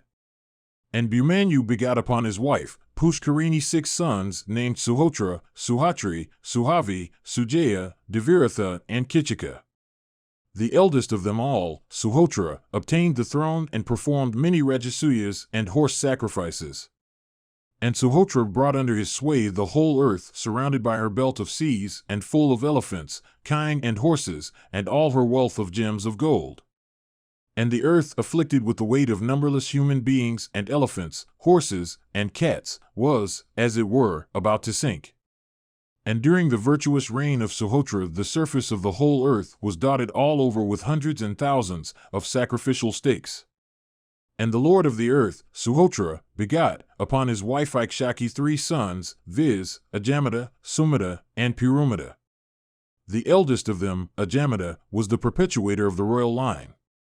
And he begot 6 sons. Riksha was born of the womb of Dumani, Dushmanta, and Parameshan, of Nili, and Jahnu, Jala, and Rapina were born in that of Kasini. All the tribes of the Panchalas are descended from Dushmanta and Parameshan. And the Kushikas are the sons of Jahnu of immeasurable prowess. And Riksha, who was older than both Jala and Rapina, became king. And Riksha begot Samvarana, the perpetuator of the royal line. And, O king, it hath been heard by us that while Samvarana, the son of Riksha, was ruling the earth, there happened a great loss of people from famine, pestilence, drought, and disease. And the Bharata princes were beaten by the troops of enemies. And the Panchalas, setting out to invade the whole earth with their 4 kinds of troops, soon brought the whole earth under their sway. And with their 10 Akshahinis, the king of the Panchalas defeated the Bharata prince. Samvarana then, with his wife and ministers, sons and relatives, fled in fear, and took shelter in the forest on the banks of the Sindhu extending to the foot of the mountains. There the Bharatas lived for a full 1,000 years, within their fort. And after they had lived there 1,000 years, one day the illustrious Rishi Vasishtha approached the exiled Bharatas, who, on going out, saluted the Rishi and worshipped him by the offer of Aragya. And entertaining him with reverence, they represented everything unto that illustrious Rishi. And after he was seated on his seat, the king himself approached the Rishi and addressed him, saying, Be thou our priest, O illustrious one. We will endeavor to regain our kingdom. And Vasishtha answered the Bharatas by saying, O the sign of consent. It hath been heard by us that Vasishtha then installed the Bharata prince in the sovereignty of all the Kshatriyas on earth, making by virtue of his mantras this descendant of Puru the veritable horns of the wild bull or the tusks of the wild elephants. And the king retook the capital that had been taken away from him and once more made all monarchs pay tribute to him. The powerful Samvarana, thus installed once more in the actual sovereignty of the whole earth, performed many sacrifices at which the presents to the Brahmanas were great. Samvarana begot upon his wife, Tupti, the daughter of Surya, a son named Kuru. This Kuru was exceedingly virtuous, and therefore he was installed on the throne by his people. It is after his name that the field called Kurujangala has become so famous in the world. Devoted to asceticism, he made that field, Kurukshetra, sacred by practicing asceticism there. And it has been heard by us that Kuru's highly intelligent wife, Vahini, brought forth 5 sons, viz., Avikshit, Bhavishanta, Chitrangada, Muni, and the celebrated Janamejaya. And Avikshit begot Parikshit the powerful, Savalaswa, Adhiraja, Viraja, Salmali of great physical strength, Ukaishravas, Bangakara, and Jatari the eighth. And the race of these were born, as the fruit of their pious acts, 7 mighty Kar warriors, with Janamajaya at their head. And unto Parikshit were born sons who were all acquainted with the secrets of religion and profit. And they were named Kakshasena and Ugrasena, and Chitrasena endued with great energy, and Indrasena and Sashina and Bhimasena. And the sons of Janamajaya were all endued with great strength and became celebrated all over the world. And they were Dhritarashtra, who was the eldest, and Pandu and Valhika, and Nishada endued with great energy, and then the mighty Jamvanada, and then Kundadara and Padati, and then Vasati the eighth. And they were all proficient in morality and profit, and were kind to all creatures. Among them Dhritarashtra became king. And Dhritarashtra had 8 sons, viz., Kundika, Hasti, Vitarka, Kratha the fifth, Havisravas, Indraba, and Bhumanyu the Invincible, and Dhritarashtra had many grandsons, of whom 3 only were famous. They were, O king, Pratapa, Dharmanitra, Sunetra. Among these 3, Pratapa became unrivaled on earth. And, O bull in Bharata's race, Pratapa begot 3 sons, viz., Devapi, Santanu, and the mighty Kar warrior Valhika. The eldest Devapi adopted the ascetic course of life, impelled thereto by the desire of benefiting his brothers. And the kingdom was obtained by Santanu and the mighty Kar warrior Valhika. O monarch, besides, there were born in the race of Bharata numberless other excellent monarchs endued with great energy and like unto the celestial rishis themselves in virtue and ascetic power. And so also in the race of Manu were born many mighty Kar warriors like unto the celestials themselves, who by their number swelled the Ala dynasty into gigantic proportions. Mahabharata, Book 1, Section 95. Janamajaya said, O Brahmana, I have now heard from thee this great history of my ancestors. I had also heard from thee about the great monarchs that were born in this line. But I have not been gratified, this charming account being so short. Therefore, be pleased, O Brahmana, to recite the delightful narrative just in detail, commencing from Manu, the Lord of creation. Who is there that will not be charmed with such an account, as it is sacred? The fame of these monarchs, increased by their wisdom, virtue, accomplishments, and high character, hath so swelled as to cover the 3 worlds. Having listened to the history, sweet as nectar, of their liberality, prowess, physical strength, mental vigor, energy, and perseverance, I have not been satiated. Vyasa said, Hear then, O monarch, as I recite in full the auspicious account of thy own race just as I had heard it from Dwapayana before. Deksha begot Aditi, and Aditi begot Vivasvat, and Vivasvat begot Manu, and Manu begot Ha, and Ha begot Kauravas. And Kauravas begot Ayus, and Ayus begot Nahusha, and Nahusha begot Yayati. And Yayati had 2 wives, viz., Devyani, the daughter of Usanas, and Sarmistha, the daughter of Vrishaparvan. Here occurs a sloka regarding Yayati's descendants. Devyani gave birth to Yadu and Turvasu, and Vrishaparvan's daughter, Sarmistha, gave birth to Druhu, Anu, and Puru, and the descendants of Yadu are the Yadavas and of Puru are the Pauravas. And Puru had a wife of the name of Kausalya, on whom he begot a son named Janamajaya, who performed 3 horse sacrifices and a sacrifice called Viswajit. And then he entered into the woods. And Janamajaya had married Ananta, the daughter of Madhava, and begot upon her a son called Prachanwat. And the prince was so called because he had conquered all the eastern countries up to the very confines of the region where the sun rises. And Prachanwat married Asmaki, a daughter of the Yadavas, and begot upon her a son named Sanyati. And Sanyati married Varangi, the daughter of Drishadwata, and begot upon her a son named Ahayanti. And Ahayanti married Banumti, the daughter of Kritavirya, and begot upon her a son named Sarvabhauma. And Sarvabhauma married Sunanda, the daughter of the Kakaya prince, having obtained her by force.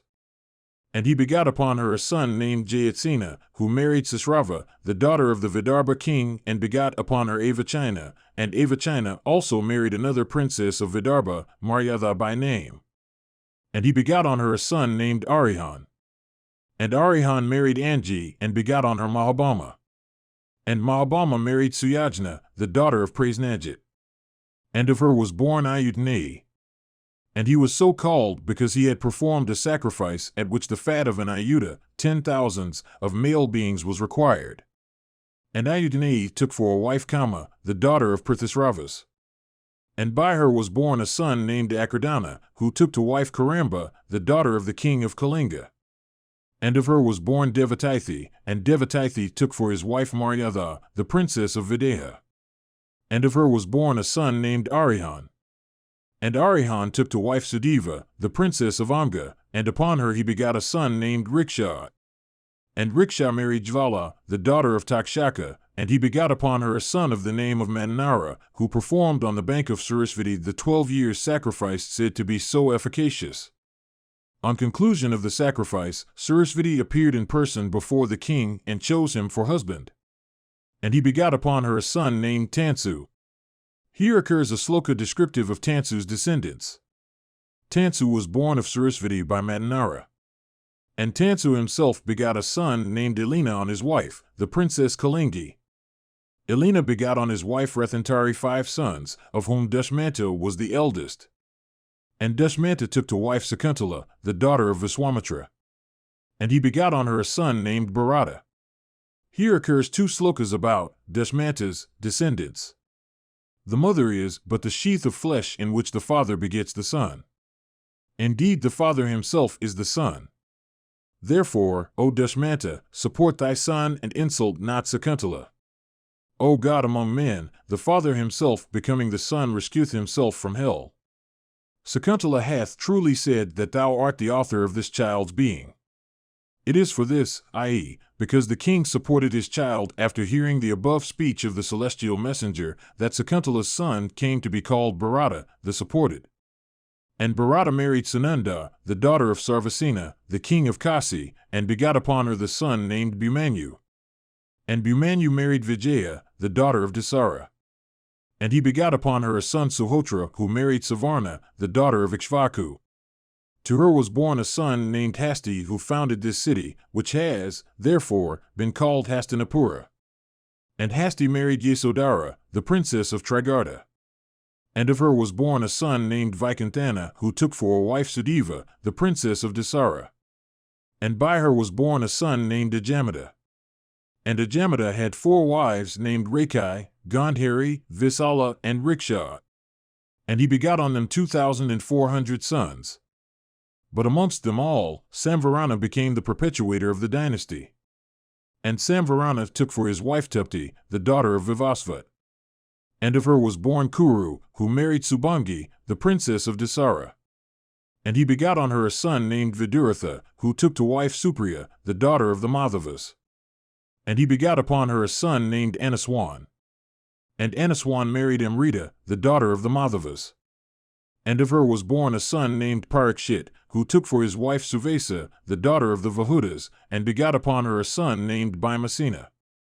And Bhimasena married Kumari, the princess of Kakaya, and begot upon her Pratisravas, whose son was Pratapa. And Pratapa married Sunanda, the daughter of Sivi, and begot upon her 3 sons, viz., Devapi, Santanu, and Valhika. And Devapi, while still a boy, entered the woods as a hermit.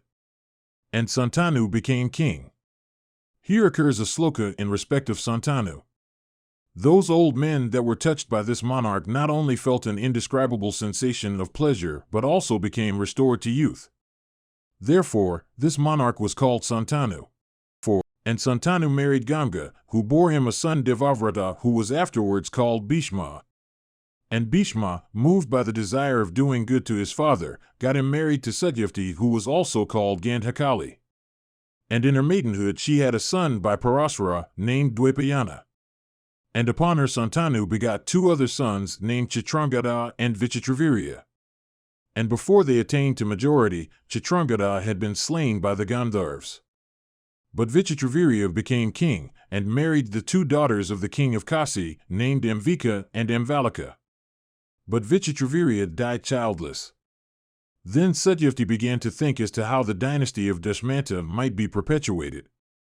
Then she recollected the Rishi Dwapayana. The latter coming before her, asked, "What are thy commands?" She said, "Thy brother Vichitravirya hath gone to heaven childless. Beget virtuous children for him." Dwapayana, consenting to this, begot 3 children, viz., Dhritarashtra, Pandu, and Vidura. King Dhritarashtra had 100 sons by his wife, Gandhari, in consequence of the boon granted by Dwapayana. And amongst those 100 sons of Dhritarashtra, 4 became celebrated. They are Duryodhana, Dusasana, Vikarna, and Chitrasena. And Pandu had 2 jewels of wives, viz., Kunti, also called Pritha, and Madri. One day Pandu, while out hunting, saw a deer covering its mate. That was really a rishi in the form of a deer. Seeing the deer in that attitude, he killed it with his arrows, before its desire was gratified. Pierced with the king's arrow, the deer quickly changed its form and became a rishi, and said unto Pandu, "O Pandu, thou art virtuous and acquainted also with the pleasure derived from the gratification of one's desire. My desire unsatisfied, thou hast slain me. Therefore, thou also, when so engaged and before thou art gratified, shalt die." Pandu, hearing this curse, became pale, and from that time would not go in unto his wives. And he told them these words, "Through my own fault, I have been cursed. But I have heard that for the childless there are no regions hereafter." Therefore, he solicited Kunti to have offspring raised for him. And Kunti said, "Let it be." So she raised up offspring. By Dharma she had Yudhishthira, by Maryuddha, Bhima, and by Sakra, Arjuna. And Pandu, well pleased with her, said, "This thy co-wife is also childless. Therefore, cause her also to bear children." Kunti, saying, "So be it," imparted unto Madri the mantra of invocation. And on Madri were raised by the twin Ashwins, the twins Nakula and Sadeva. And, one day, Pandu, beholding Madri decked with ornaments, had his desire kindled. And, as soon as he touched her, he died. Madri ascended the funeral pyre with her lord. And she said unto Kunti, "Let these twins of mine be brought up by thee with affection." After some time those 5 Pandavas were taken by the ascetics of the woods to Hastinapura and there introduced to Bhishma and Vidura. And after introducing them, the ascetics disappeared in the very sight of all. And after the conclusion of the speech of those ascetics, flowers were showered down upon the spot, and the celestial drums also were beaten in the skies. The Pandavas were then taken by Bhishma. They then represented the death of their father and performed his last honors duly. And as they were brought up there, Duryodhana became exceedingly jealous of them. And the sinful Duryodhana, acting like Rakshasa, tried various means to drive them away. But what must be can never be frustrated. So all Duryodhana's efforts proved futile. Then Dhritarashtra sent them, by an act of deception, to Varanavada, and they went there willingly. There an endeavor was made to burn them to death, but it proved abortive owing to the warning counsels of Vidura. After that the Pandavas slew Hidimva, and then they went to a town called Ekachakra. There also they slew a Rakshasa of the name of Vaka, and then went to Panchala. And there obtaining Draupadi for a wife they returned to Hastinapura. And there they dwelt for some time in peace and begot children. And Yudhishthira begot Pratavindiya, Bhima, Sudasoma, Arjuna, Shrutakriti, Nakula, Satanika, and Sadeva, Shrutakarman. Besides these, Yudhishthira, having obtained for his wife Devika, the daughter of Govasana of the Saivya tribe, in a self-choice ceremony, begot upon her a son named Yadhiya. And Bhima, also obtaining for a wife Valendhara, the daughter of the king of Kasi, offered his own prowess as dower and begot upon her a son named Sarvaga.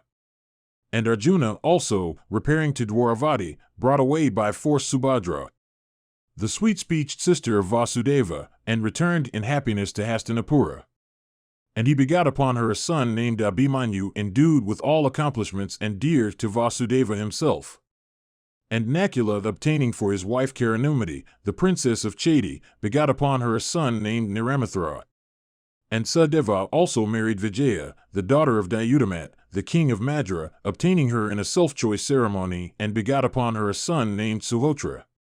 And Bhimasena had some time before begot upon Hidimva a son named Gatotkacha. These are the 11 sons of the Pandavas. Amongst them all, Abhimanyu was the perpetuator of the family.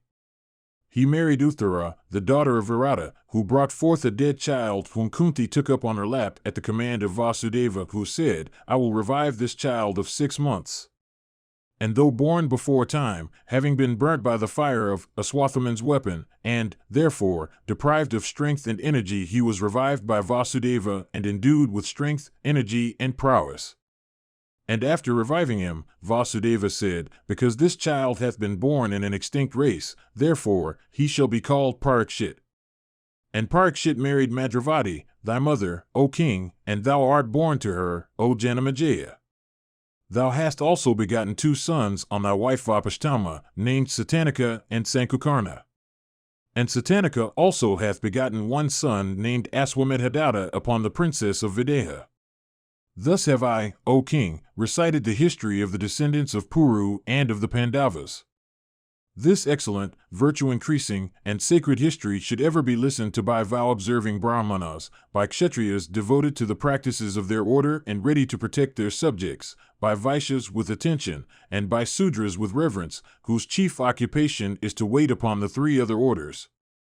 Brahmanas conversant in the Vedas and other persons, who with attention and reverence recite this sacred history or listen to it when recited, conquer the heavens and attain to the abode of the blessed. They are also always respected and adored by the gods, Brahmanas, and other men. This holy history of Bharata hath been composed by the sacred and illustrious Vyasa.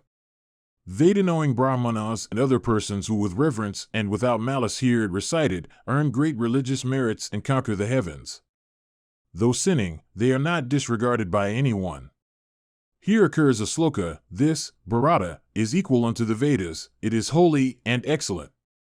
It bestoweth wealth, fame, and life. Therefore, it should be listened to by men with rapt attention. Mahabharata, Book 1, Section 96.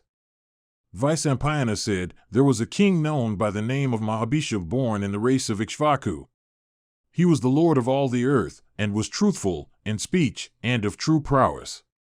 By 1,000 horse sacrifices and 100 Rajasuyas he had gratified the chief of the celestials and ultimately attained to heaven.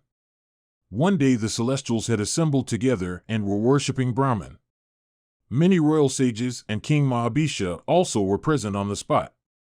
And Ganga, the queen of rivers, also came there to pay her adorations to the grandsire. And her garments white as the beams of the moon was displaced by the action of the wind. And as her person became exposed, the celestials bent down their heads. But the royal sage Mahabhisha rudely stared at the queen of rivers. And Mahabhisha was for this cursed by Brahman, who said, "Wretch, as thou hast forgotten thyself at the sight of Ganga, thou shalt be reborn on earth. But thou shalt again and again attain to these regions. And she, too, shall be born in the world of men and shall do the injuries. But when thy wrath shall be provoked, thou shalt then be freed from my curse." Vyasa continued, King Mahabhisha then recollecting all the monarchs and ascetics on earth, wished to be born as son to Pratapa of great prowess. And the queen of rivers, too, seeing King Mahabhisha lose his firmness, went away, thinking of him wishfully. And on her way, she saw those dwellers in heaven, the Vasus, also pursuing the same path. And the queen of rivers, beholding them in the predicament, asked them, "Why look ye so dejected? Ye dwellers in heaven, is everything right with you?" Those celestials, the Vasus, answered her, saying, "O queen of rivers, we have been cursed, for a venial fault, by the illustrious Vasishtha in anger. The foremost of excellent rishis, Vasishtha, had been engaged in his twilight adorations, and seated as he was, he could not be seen by us. We crossed him in ignorance. Therefore, in wrath he hath cursed us, saying, Be ye born among men. It is beyond our power to frustrate what hath been said by that utterance of Brahma. Therefore, O river, thyself becoming a human female, make us the Vasus, thy children. O amiable one, we are unwilling to enter the womb of any human female." Thus addressed, the queen of rivers told them, "Be it so," and asked them, on earth, "Who is that foremost of men whom ye will make your father?" The Vasus replied, "On earth, unto Pratapa shall be born a son, Santanu, who will be a king of worldwide fame." Ganga then said, "Ye celestials, that is exactly my wish which ye sinless ones have expressed. I shall, indeed, do good to that Santanu. That is also your desire as just expressed. The Vasus then said, It behoveth thee to throw thy children after birth into the water, so that, O thou of three courses, celestial, terrestrial, and subterranean, we may be rescued soon without having to live on earth for any length of time. Ganga then answered, I shall do what ye desire.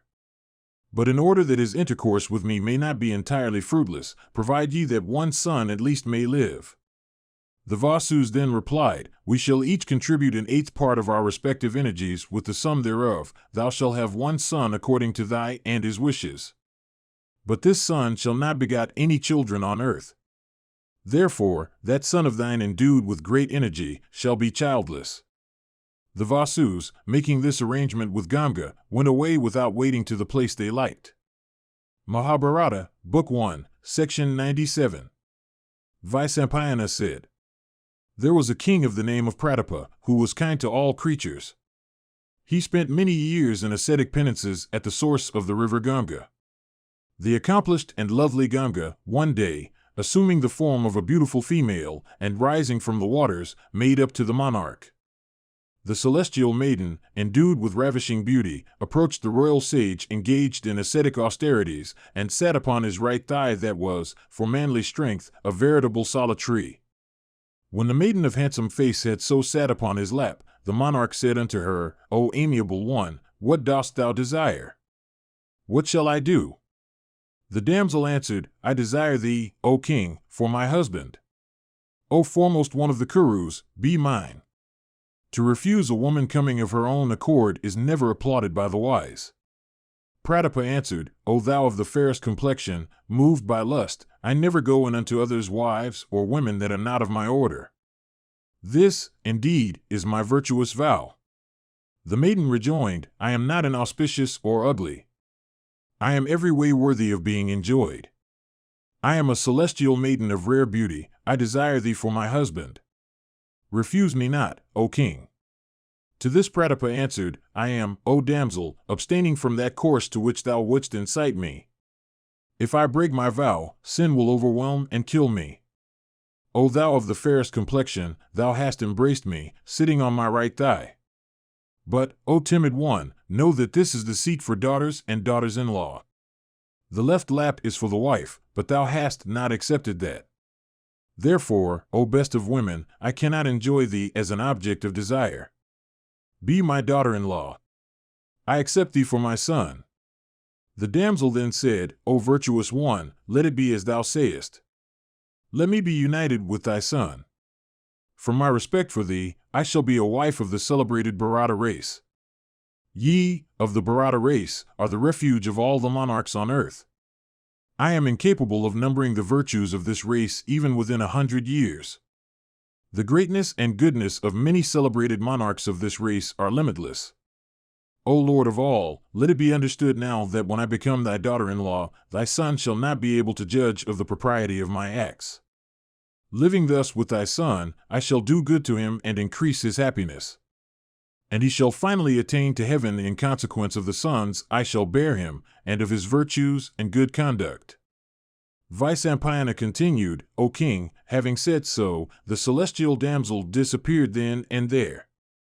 And the king, too, waited for the birth of his son in order to fulfill this promise. About this time Pratapa, that light of the Kuru race, that bull amongst Kshatriyas, was engaged, along with his wife, in austerities from desire of offspring.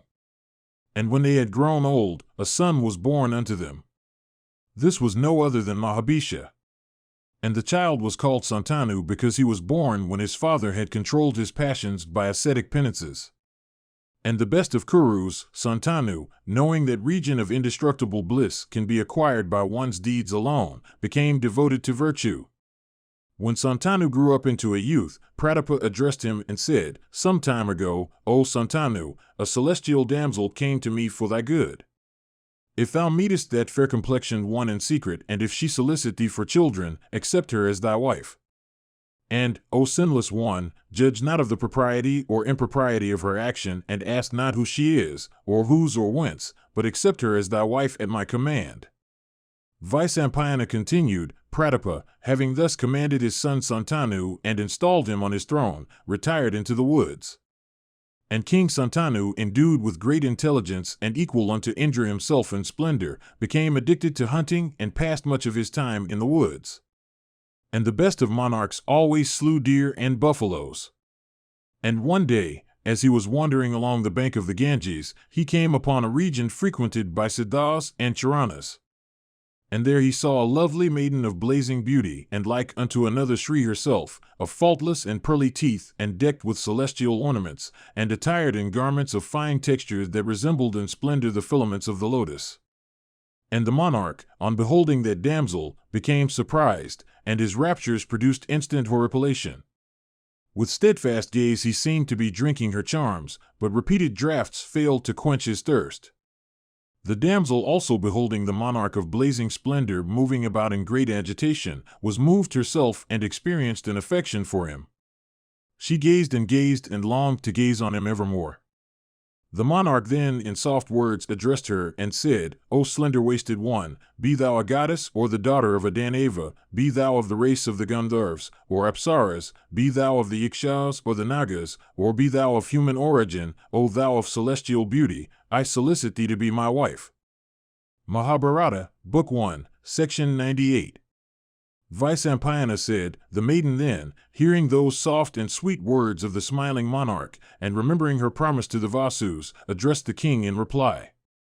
Of faultless features, the damsel, sending a thrill of pleasure into the heart by every word she uttered, said, O king, I shall become thy wife and obey thy commands. But, O monarch, thou must not interfere with me in anything I do, be it agreeable or disagreeable. Nor shall thou ever address me unkindly. As long as thou shalt behave kindly, I promise to live with thee. But I shall certainly leave thee the moment thou interferest with me or speakest to me an unkind word. The king answered, Be it so.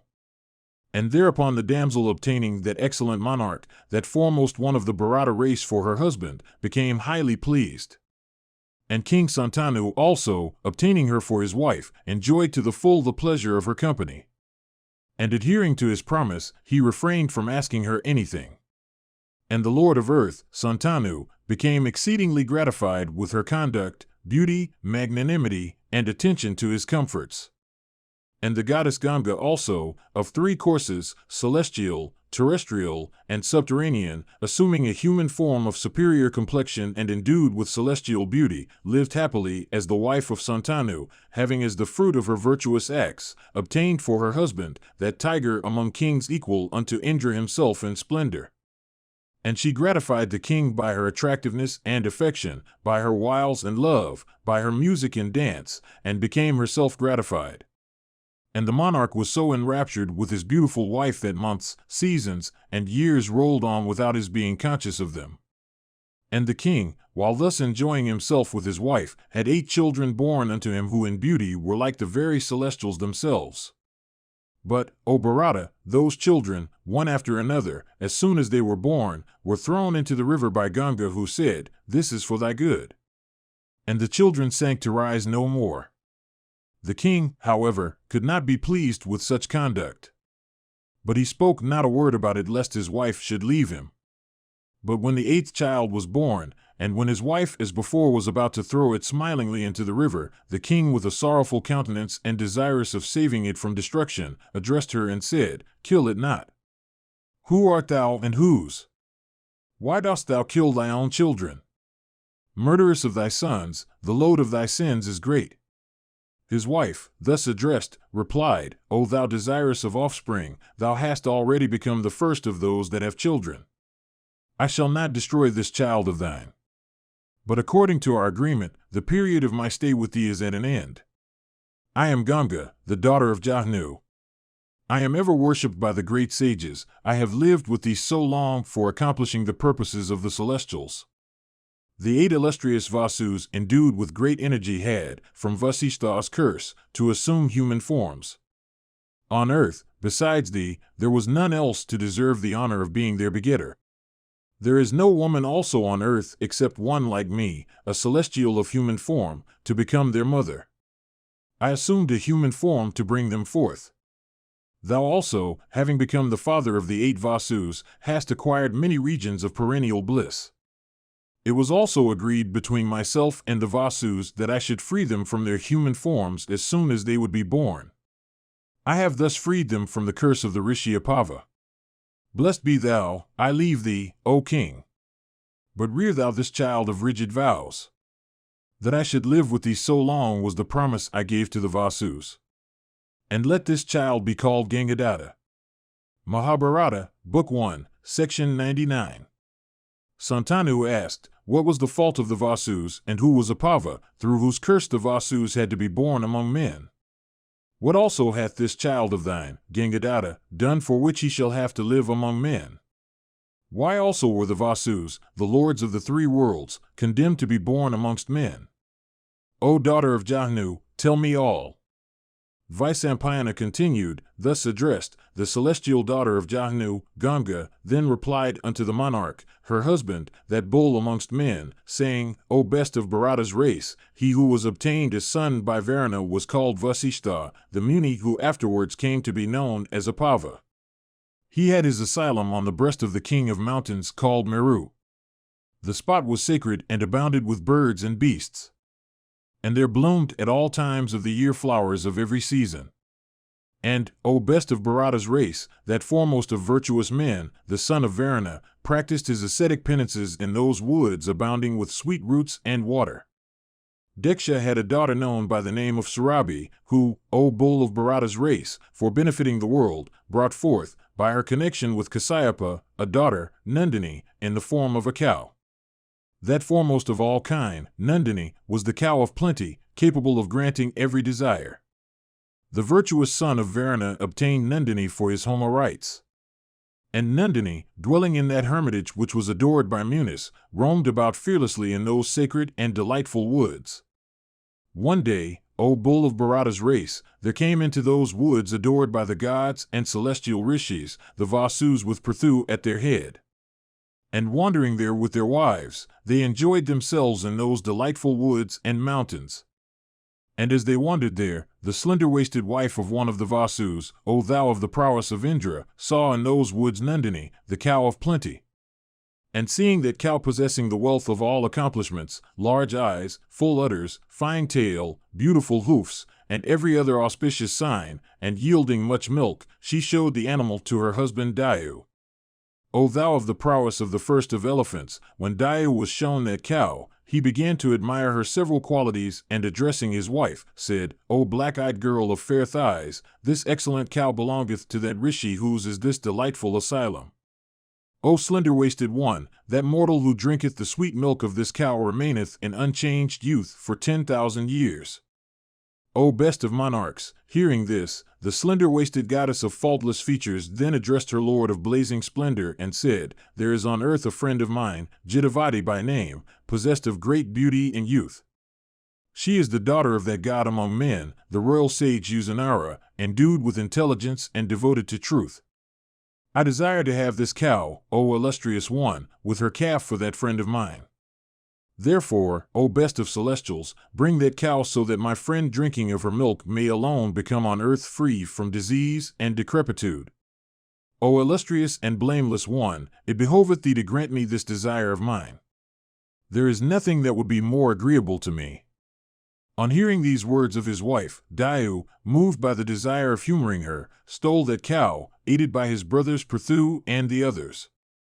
Indeed, Dayu, commanded by his lotus-eyed wife, did her bidding, forgetting at the moment the high ascetic merits of the rishi who owned her. He did not think at the time that he was going to fall by committing the sin of stealing the cow. When the son of Varuna returned to his asylum in the evening with fruits he had collected, he beheld not the cow with her calf there. He began to search for them in the woods, but when the great ascetic of superior intelligence found not his cow on search, he saw by his ascetic vision that she had been stolen by the Vasus. His wrath was instantly kindled, and he cursed the Vasus, saying, Because the Vasus have stolen my cow of sweet milk and handsome tail, therefore shall they certainly be born on earth. O thou bull of Bharata's race, the illustrious Rishi Apava thus cursed the Vasus in wrath. And having cursed them, the illustrious one set his heart once more on ascetic meditation. And after that Brahmarshi of great power and ascetic wealth had thus in wrath cursed the Vasus, the latter, O king, coming to know of it, speedily came into his asylum. And addressing the Rishi, O bull among kings, they endeavored to pacify him. But they failed, O tiger among men, to obtain grace from Apava that Rishi conversant with all rules of virtue. The virtuous Apava, however, said, Ye Vasus, with Dava and others, ye have been cursed by me. But ye shall be freed from my curse within a year of your birth among men.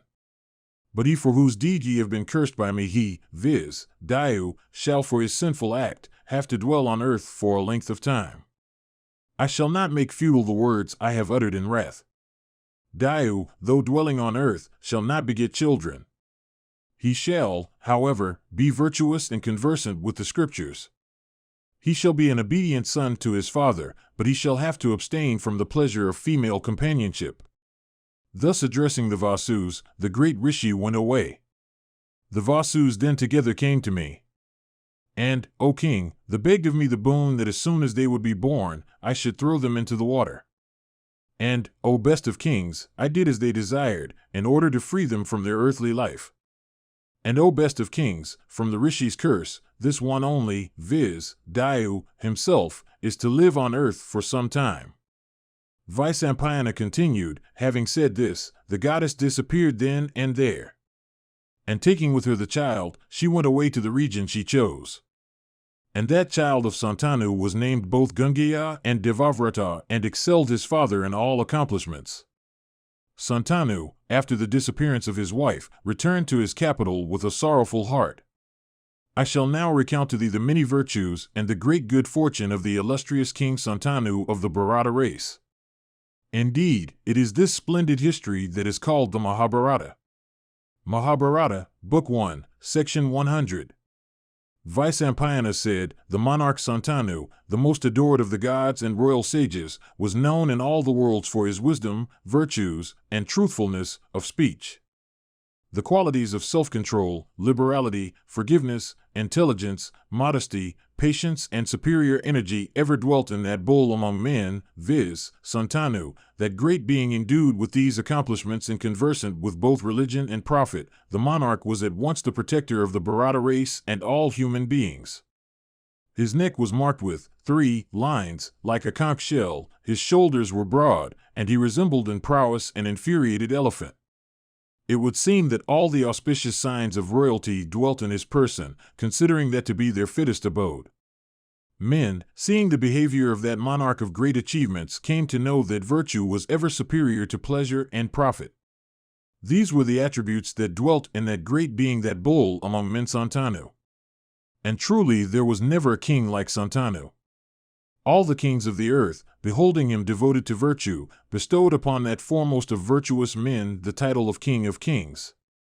And all the kings of the earth during the time of that Lord Protector of the Bharata race were without woe and fear and anxiety of any kind. And they all slept in peace, rising from bed every morning after happy dreams.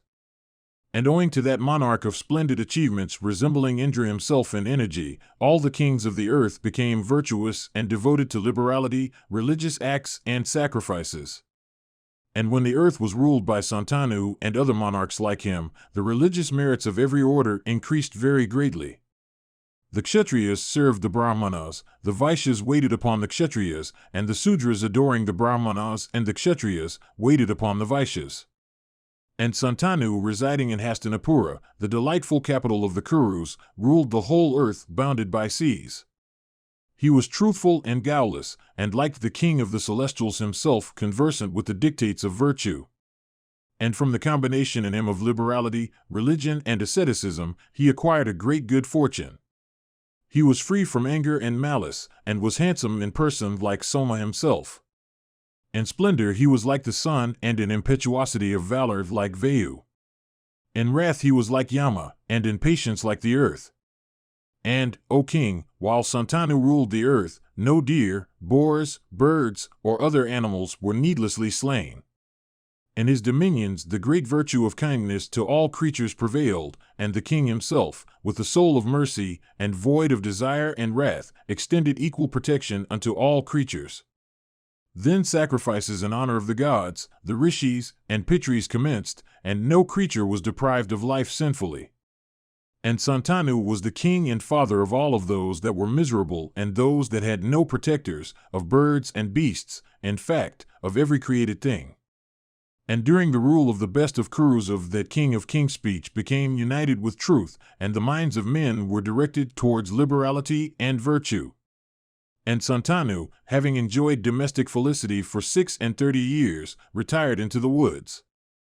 And Santanu's son, the Vasu born of Ganga, named Devavrata, resembled Santanu himself in personal beauty, in habits and behavior, and in learning. And in all branches of knowledge, worldly or spiritual, his skill was very great. His strength and energy were extraordinary. He became a mighty car warrior. In fact, he was a great king. One day, while pursuing along the banks of the Ganges a deer that he had struck with his arrow, King Santanu observed that the river had become shallow. On observing this, that bull among men, viz., Santanu, began to reflect upon this strange phenomenon. He mentally asked why that first of rivers ran out so quickly as before.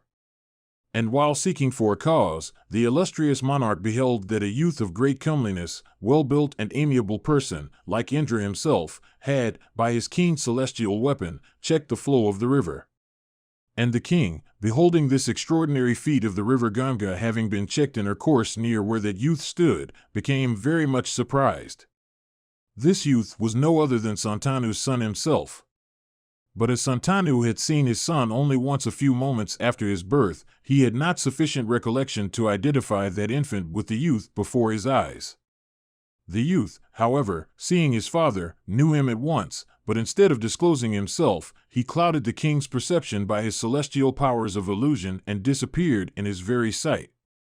King Santanu, wondering much at what he saw and imagining the youth to be his own son, then addressed Ganga and said, "Show me that child."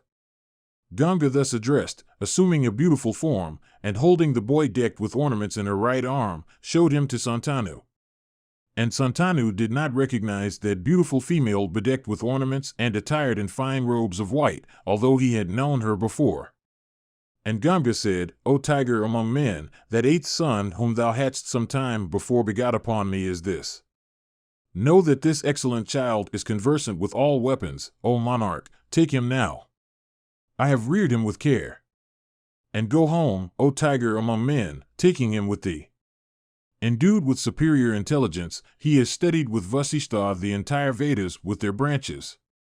Skilled in all weapons and a mighty bowman, he is like Indra in battle. And, O Bharata, both the gods and the Asuras look upon him with favor. Whatever branches of knowledge are known to Usanas, this one knoweth completely. And so is he the master of all those sastras that the son of Angiras, Vrihaspati, adored by the gods and the Asuras, knoweth. And all the weapons known to the powerful and invincible Rama, the son of Jamadagni, are known to this thy illustrious son of mighty arms. O king of superior courage, take this thy own heroic child given unto thee by me. He is a mighty bowman and conversant with the interpretation of all treatises on the duties of a king." Thus commanded by Ganga, Santanu took his child resembling the sun himself in glory and returned to his capital. And having reached his city that was like unto the celestial capital, that monarch of Puru's line regarded himself greatly fortunate. And having summoned all the Kauravas together, for the protection of his kingdom he installed his son as his heir apparent. And O bull of Bharata's race, the prince soon gratified by his behavior his father and the other members of the Kaurava race, in fact, all the subjects of the kingdom. And the king of incomparable prowess lived happily with that son of his. For years had thus passed away, when the king one day went into the woods on the bank of the Yamuna.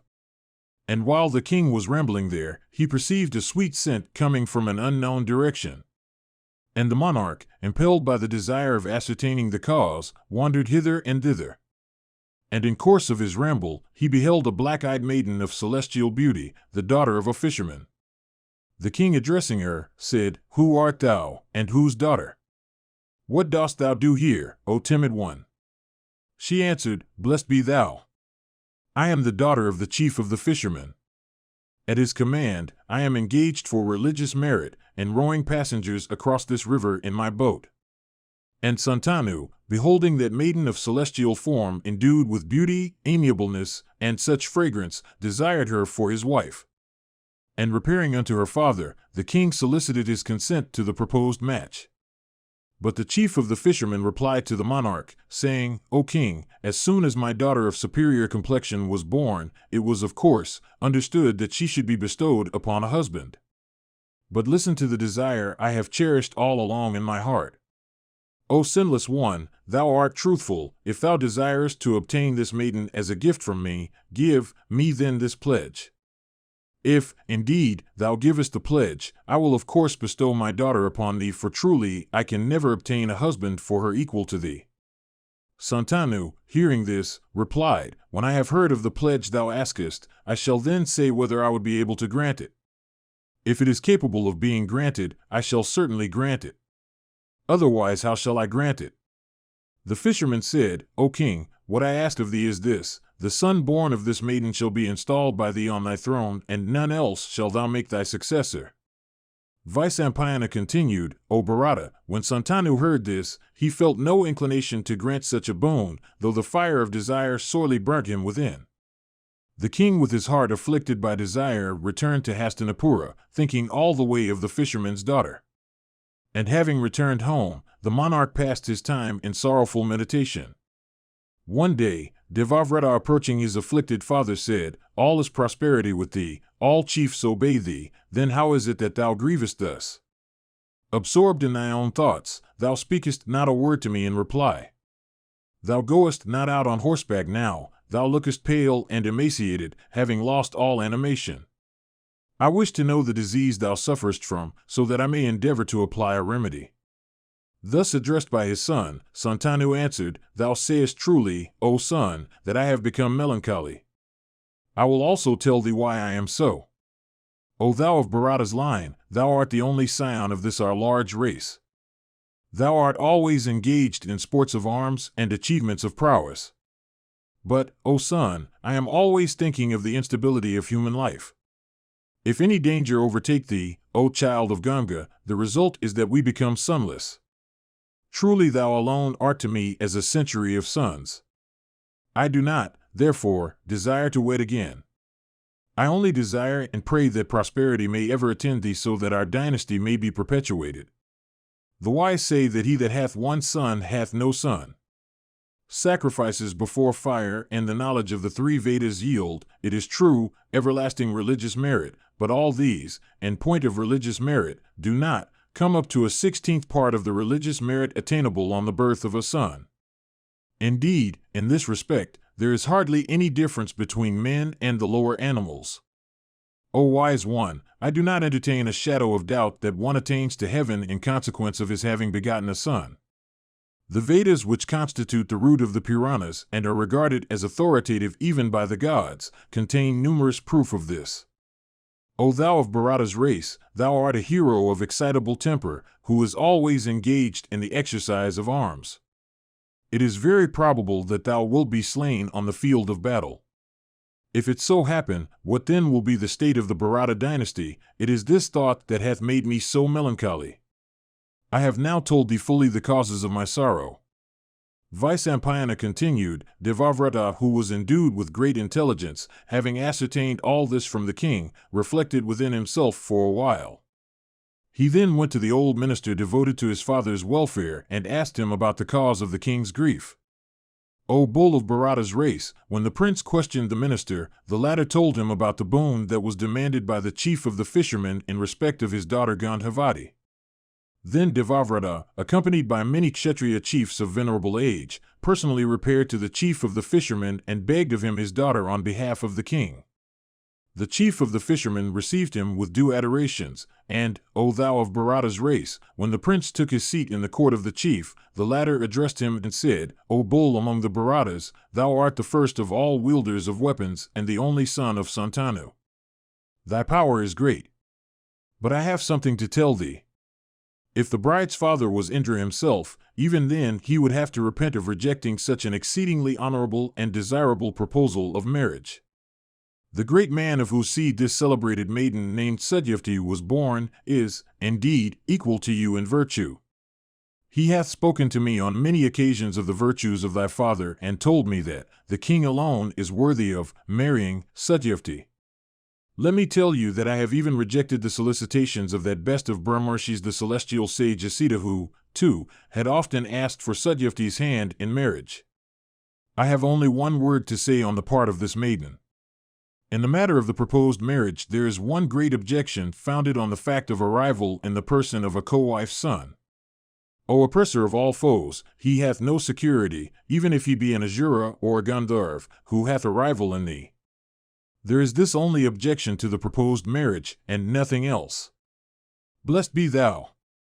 But this is all I have to say in the matter of the bestowal or otherwise of Satyavati. Vyasa continued, O thou of Bharata's race, Devavrata, having heard these words, and moved by the desire of benefiting his father, thus answered in the hearing of the assembled chiefs, O foremost of truthful men, listen to the vow I utter. The man has not been or will not be born, who will have the courage to take such a vow.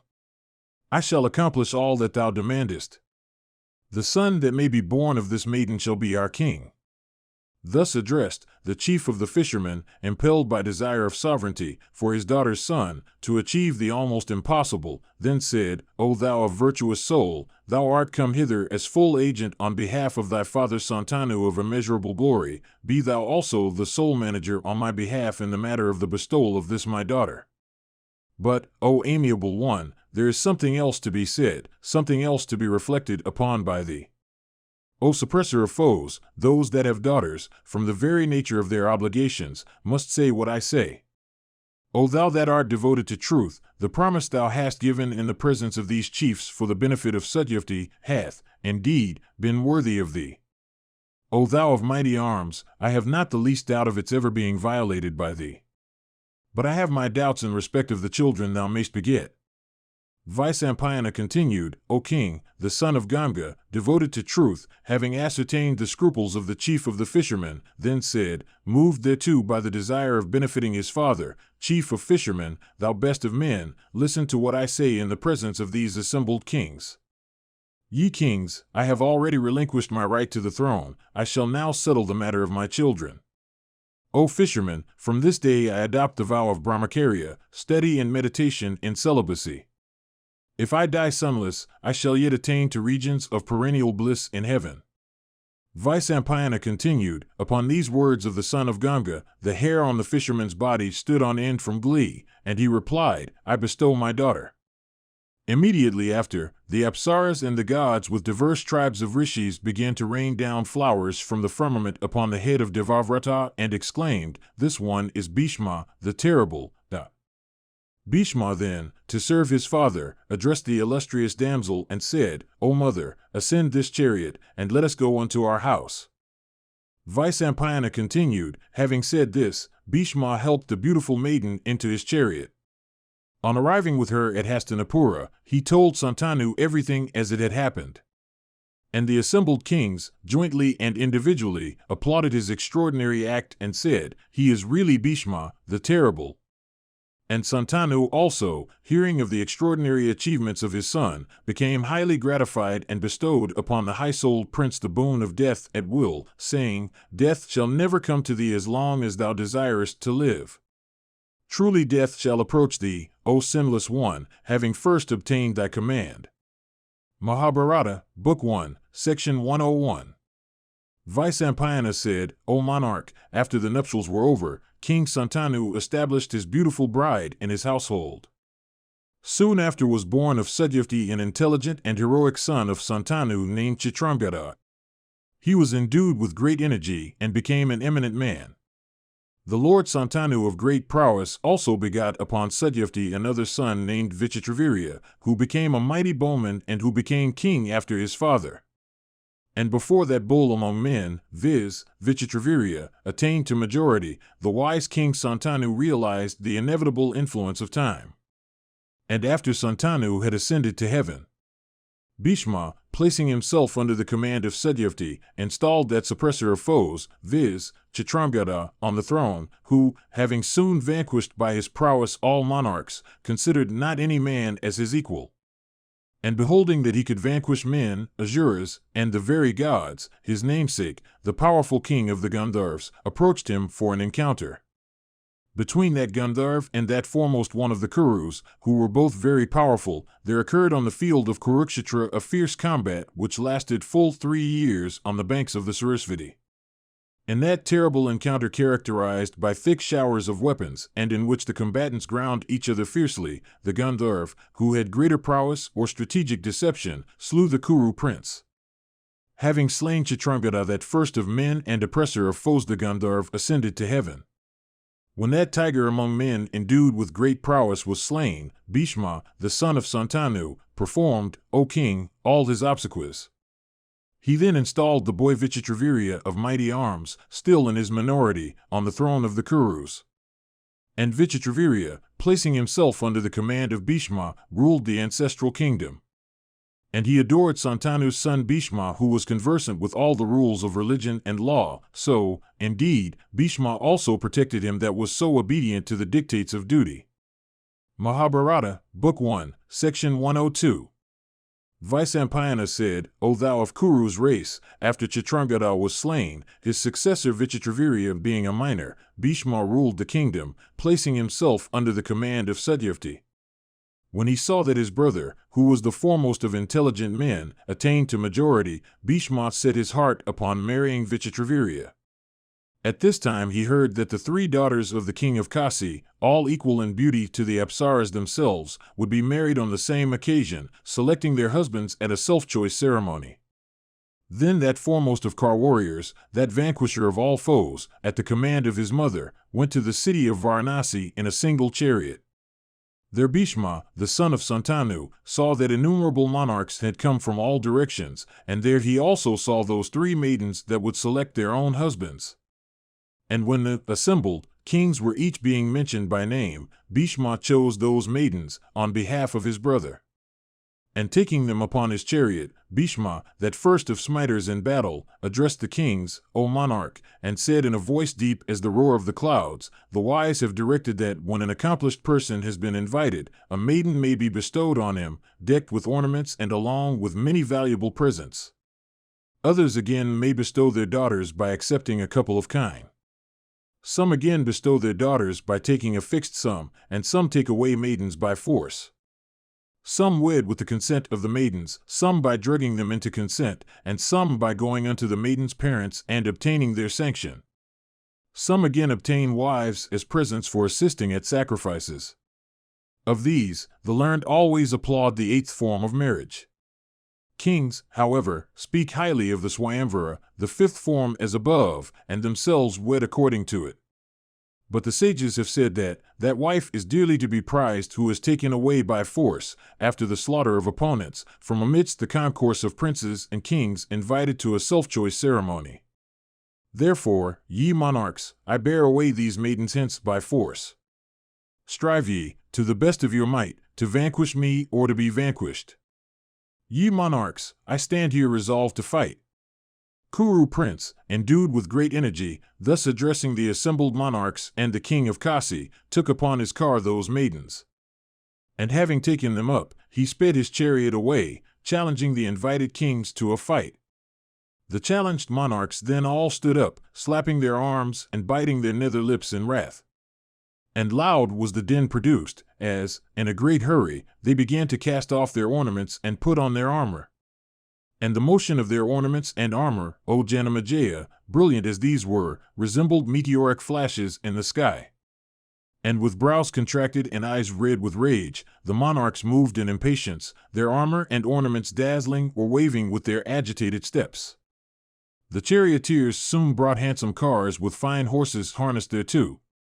Those splendid warriors then, equipped with all kinds of weapons, rode on those cars, and with uplifted weapons pursued the retreating chief of the Kurus. Then, O Bharata, occurred the terrible encounter between those innumerable monarchs on one side and the Kuru warrior alone on the other. And the assembled monarchs threw at their foe 10,000 arrows at the same time. Bhishma, however, speedily checked those numberless arrows before they could come at him by means of a shower of his own arrows as innumerable as the down on the body. Then those kings surrounded him from all sides and rained arrows on him like masses of clouds showering on the mountain breast. But Bhishma, arresting with his shafts the course of that arrowy downpour, pierced each of the monarchs with 3 shafts. The latter, in their turn, pierced Bhishma, each with 5 shafts. But, O king, Bhishma checked those by his prowess and pierced each of the contending kings with 2 shafts. The combat became so fierce with that dense shower of arrows and other missiles that it looked very much like the encounter between the Celestials and the Asuras of old, and men of courage who took no part in it were struck with fear even to look at the scene. Bhishma cut off, with his arrows, on the field of battle, bows, and flagstaffs, and coats of mail, and human heads by hundreds and thousands. And such was his terrible prowess and extraordinary lightness of hand, and such the skill with which he protected himself, that the contending car warriors, though his enemies, began to applaud him loudly. Then that foremost of all wielders of weapons, having vanquished in battle all those monarchs, pursued his way towards the capital of the Bharatas, taking those maidens with him. It was then, O king, that mighty car warrior, King Salya of immeasurable prowess, from behind summoned Bhishma, the son of Santanu, to an encounter. And desirous of obtaining the maidens, he came upon Bhishma like a mighty leader of a herd of elephants rushing upon another of his kind, and tearing with his tusks the latter's hips at the sight of a female elephant in heat. And Salya of mighty arms, moved by wrath, addressed Bhishma and said, "Stay, stay." Then Bhishma, that tiger among men, that grinder of hostile armies, provoked by these words, flamed up in wrath like a blazing fire. Bow in hand, and brow furrowed into wrinkles, he stayed on his car, in obedience to Kshatriya usage, having checked its course in expectation of the enemy. All the monarchs, seeing him stop, stood there to become spectators of the coming encounter between him and Salya. The two then began to exhibit their prowess upon each other, like roaring bulls of great strength at the sight of a cow in rut. Then that foremost of men, King Salya, covered Bhishma, the son of Santanu, with hundreds and thousands of swift-winged shafts. And those monarchs, seeing Salya thus covering Bhishma at the outset with innumerable shafts, wondered much and uttered shouts of applause. Beholding his lightness of hand in combat, the crowd of regal spectators became very glad and applauded Salya greatly. That subjugator of hostile towns, Bhishma, then, on hearing those shouts of the Kshatriyas, became very angry and said, "Stay, stay." In wrath, he commanded his charioteer, saying, "Lead thou my car to where Salya is, so that I may slay him instantly as Garuda slays a serpent." Then the Kuru chief fixed the Varuna weapon on his bowstring, and with it afflicted the 4 steeds of King Salya. And, O tiger among kings, the Kuru chief, then, warding off with his weapons those of his foe, slew Salya's charioteer. Then that first of men, Bhishma, the son of Santanu, fighting for the sake of those damsels, slew with the angel weapon the noble steeds of his adversary. He then vanquished that best of monarchs, but left him with his life. O bull of Bharata's race, Salya, after his defeat, returned to his kingdom and continued to rule it virtuously. And O conqueror of hostile towns, the other kings also, who had come to witness the self-choice ceremony, returned to their own kingdoms. That foremost of smiters, viz., Bhishma, after defeating those monarchs, set out with those damsels for Hastinapura, whence the virtuous Kuru prince Vichitravirya ruled the earth like that best of monarchs, viz., his father Santanu. And, O king, passing through many forests, rivers, hills, and woods abounding with trees, he arrived at the capital in no time. Of immeasurable prowess in battle, the son of the ocean-going Ganga, having slain numberless foes in battle without a scratch on his own person, brought the daughters of the king of Kasi unto the Kurus as tenderly if they were his daughters-in-law, or younger sisters, or daughters.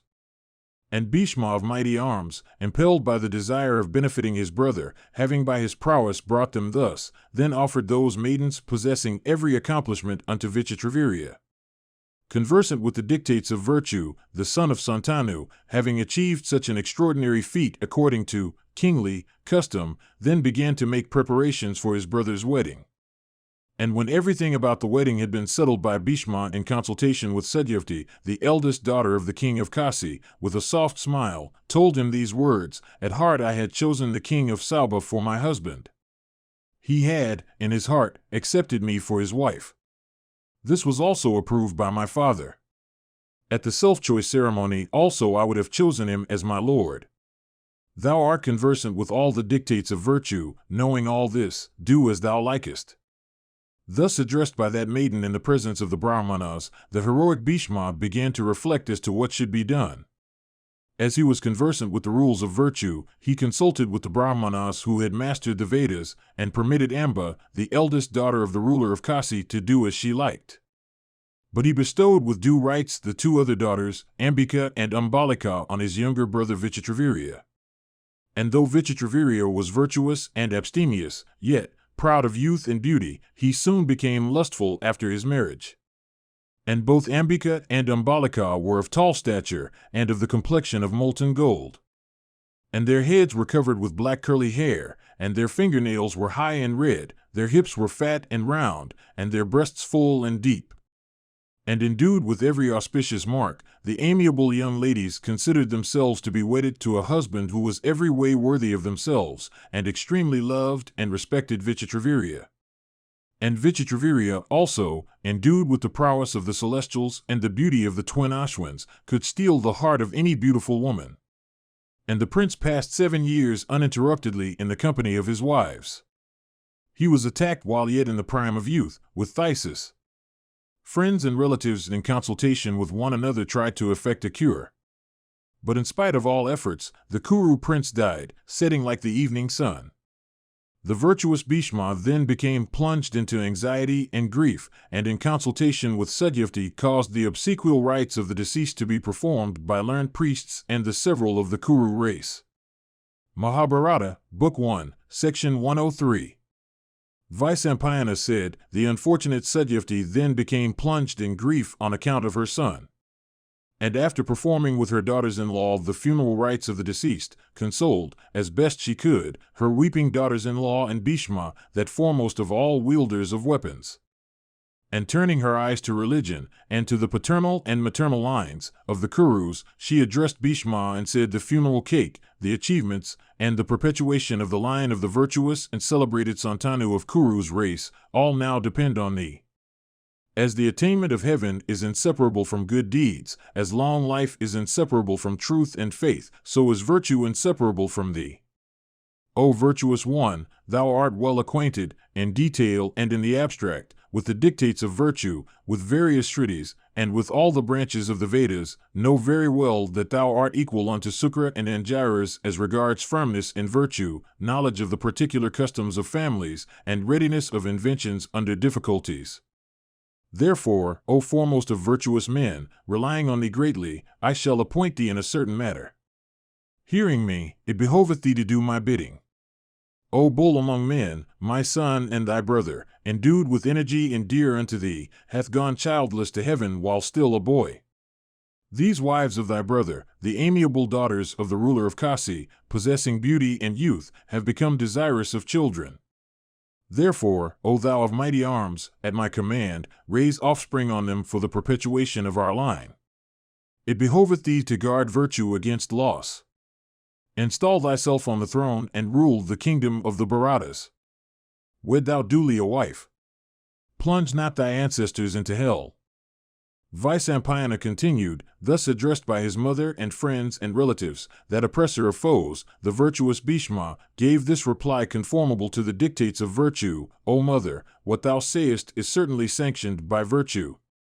But thou knowest what my vow is in the matter of begetting children. Thou knowest also all that transpired in connection with thy dower. O Satyavati, I repeat the pledge I once gave, viz., I would renounce 3 worlds, the empire of heaven, anything that may be greater than that, but truth I would never renounce.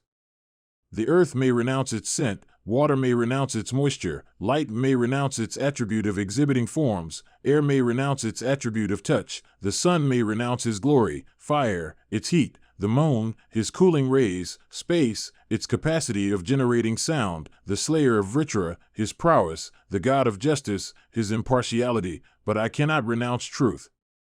Thus addressed by her son, endued with wealth of energy, Satyavati said unto Bhishma, O thou whose prowess is truth, I know of thy firmness in truth. Thou canst, if so minded, create, by the help of thy energy, 3 worlds other than those that exist. I know what thy vow was on my account. But considering this emergency, bear thou the burden of the duty that one oweth to his ancestors.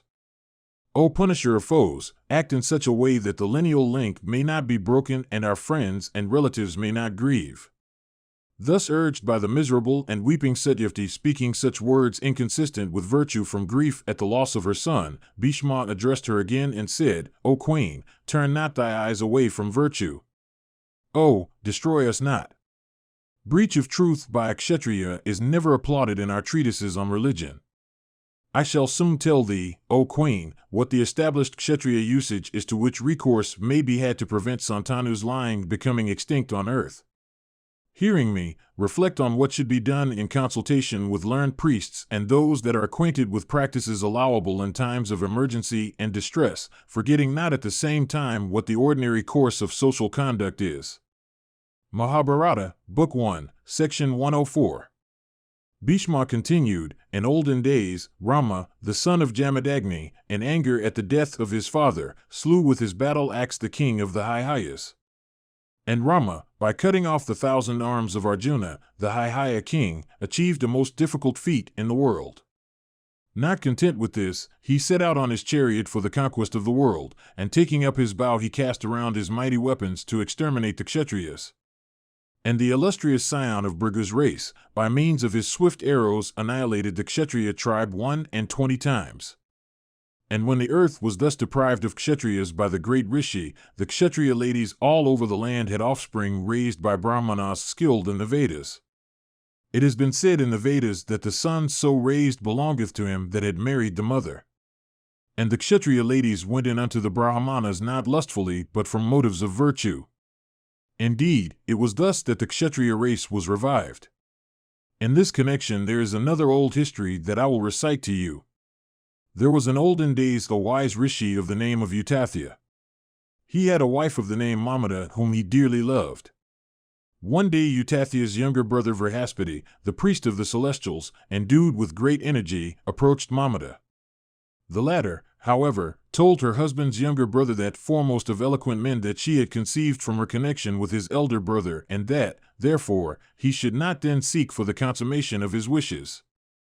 She continued, O illustrious Vrihaspati, the child that I have conceived hath studied in his mother's womb the Vedas with the 6 angas, semen tuum frustraperti non potest. How can then this womb of mine afford room for 2 children at a time? Therefore, it behoveth thee not to seek for the consummation of thy desire at such a time. Thus addressed by her, Vrihaspati, though possessed of great wisdom, succeeded not in suppressing his desire. Quum autem jam cum illa coiturus esset, the child in the womb then addressed him and said, O father, cease from thy attempt. There is no space here for 2. O illustrious one, the room is small. I have occupied it first. Semen tuum perti non potest. It behoveth thee not to afflict me. But Vrihaspati, without listening to what that child in the womb said, sought the embraces of Mamata, possessing the most beautiful pair of eyes. Altamen munica inventur erat punctum temporis quo humor vitalis jam emissum irat providens, viam per quam semen ent rare possit pedibus obstruxit. Semen ita exisum, excidit et in terram projectumist. And the illustrious Vrihaspati, beholding this, became indignant, and reproached Utathya's child, and cursed him, saying, Because thou hast spoken to me in the way thou hast at a time of pleasure that is sought after by all creatures, perpetual darkness shall overtake thee. And from this curse of the illustrious Vrihaspati, Utathya's child, who was equal unto Vrihaspati in energy, was born blind, and came to be called Durgadamas, enveloped in perpetual darkness. And the wise Durgadamas, possessed of a knowledge of the Vedas, though born blind, succeeded yet by virtue of his learning, in obtaining for a wife a young and handsome Brahmana maiden of the name of Pradweshi. And having married her, the illustrious Durgadamas, for the expansion of Utathia's race, begot upon her several children with Gautama as their eldest. These children, however, were all given to covetousness and folly. The virtuous and illustrious Durgadamas, possessing complete mastery over the Vedas, soon after learnt from Surabi's son the practices of their order and fearlessly betook himself to those practices, regarding them with reverence. For shame is the creature of sin and can never be where there is purity of intention. Then those best of Munis that dwelt in the same asylum, beholding him transgress the limits of propriety, became indignant, seeing sin where sin was not. And they said, "Oh, this man transgresseth the limit of propriety. No longer doth he deserve a place amongst us. Therefore shall we all cast this sinful wretch off." And they said many other things regarding the Muni Durgadamas. And his wife, too, having obtained children, became indignant with him. The husband then, addressing his wife Pradweshi, said, "Why is it that thou also hast been dissatisfied with me?" His wife answered, "The husband is called the Bhartri because he supporteth the wife. He is called Patti because he protecteth her. But thou art neither to me. O thou of great ascetic merit, on the other hand, thou hast been blind from birth. It is I who have supported thee and thy children. I shall not do so in future." Hearing these words of his wife, the Rishi became indignant and said unto her and her children, "Take me unto the Kshatriyas, and thou shalt then be rich." His wife replied, by saying, "I desire not wealth that may be procured by thee, for that can never bring me happiness. O best of Brahmanas, do as thou likest. I shall not be able to maintain thee as before." At these words of his wife, Durgadama said, "I lay down from this day as a rule that every woman shall have to adhere to one husband for her life. Be the husband dead or alive, it shall not be lawful for a woman to have connection with another. And she who may have such connection shall certainly be regarded as fallen. A woman without husband shall always be liable to be sinful. And even if she be wealthy, she shall not be able to enjoy that wealth truly. Calumny and evil report shall ever dog her." Hearing these words of her husband, Pradweshi became very angry and commanded her sons, saying, "Throw him into the waters of Ganga." And at the command of their mother, the wicked Gautama and his brothers, those slaves of covetousness and folly, exclaiming, "Indeed, why should we support this old man?" tied the Muni to a raft and committing him to the mercy of the stream returned home without compunction. The blind old man, drifting along the stream on that raft, passed through the territories of many kings.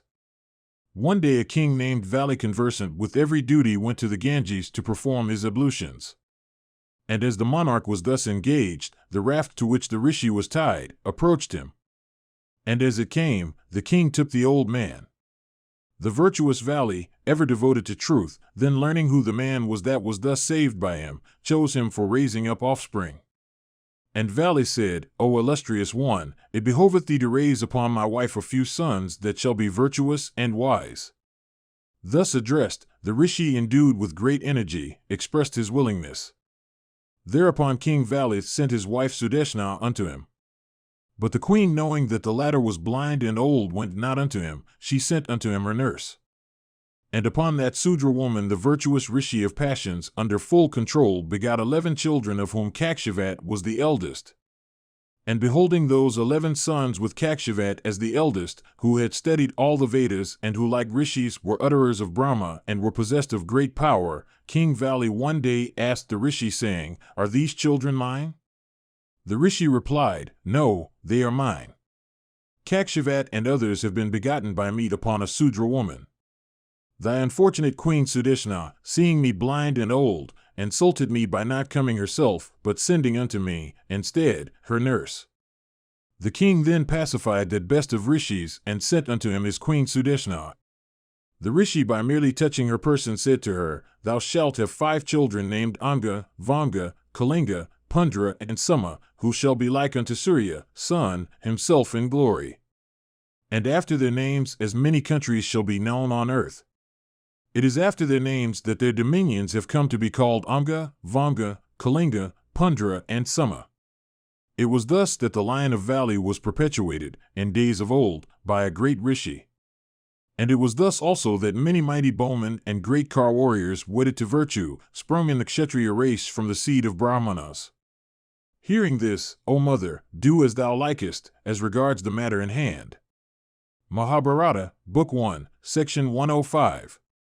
Bhishma continued, Listen, O mother, to me as I indicate the means by which the Bharata line may be perpetuated.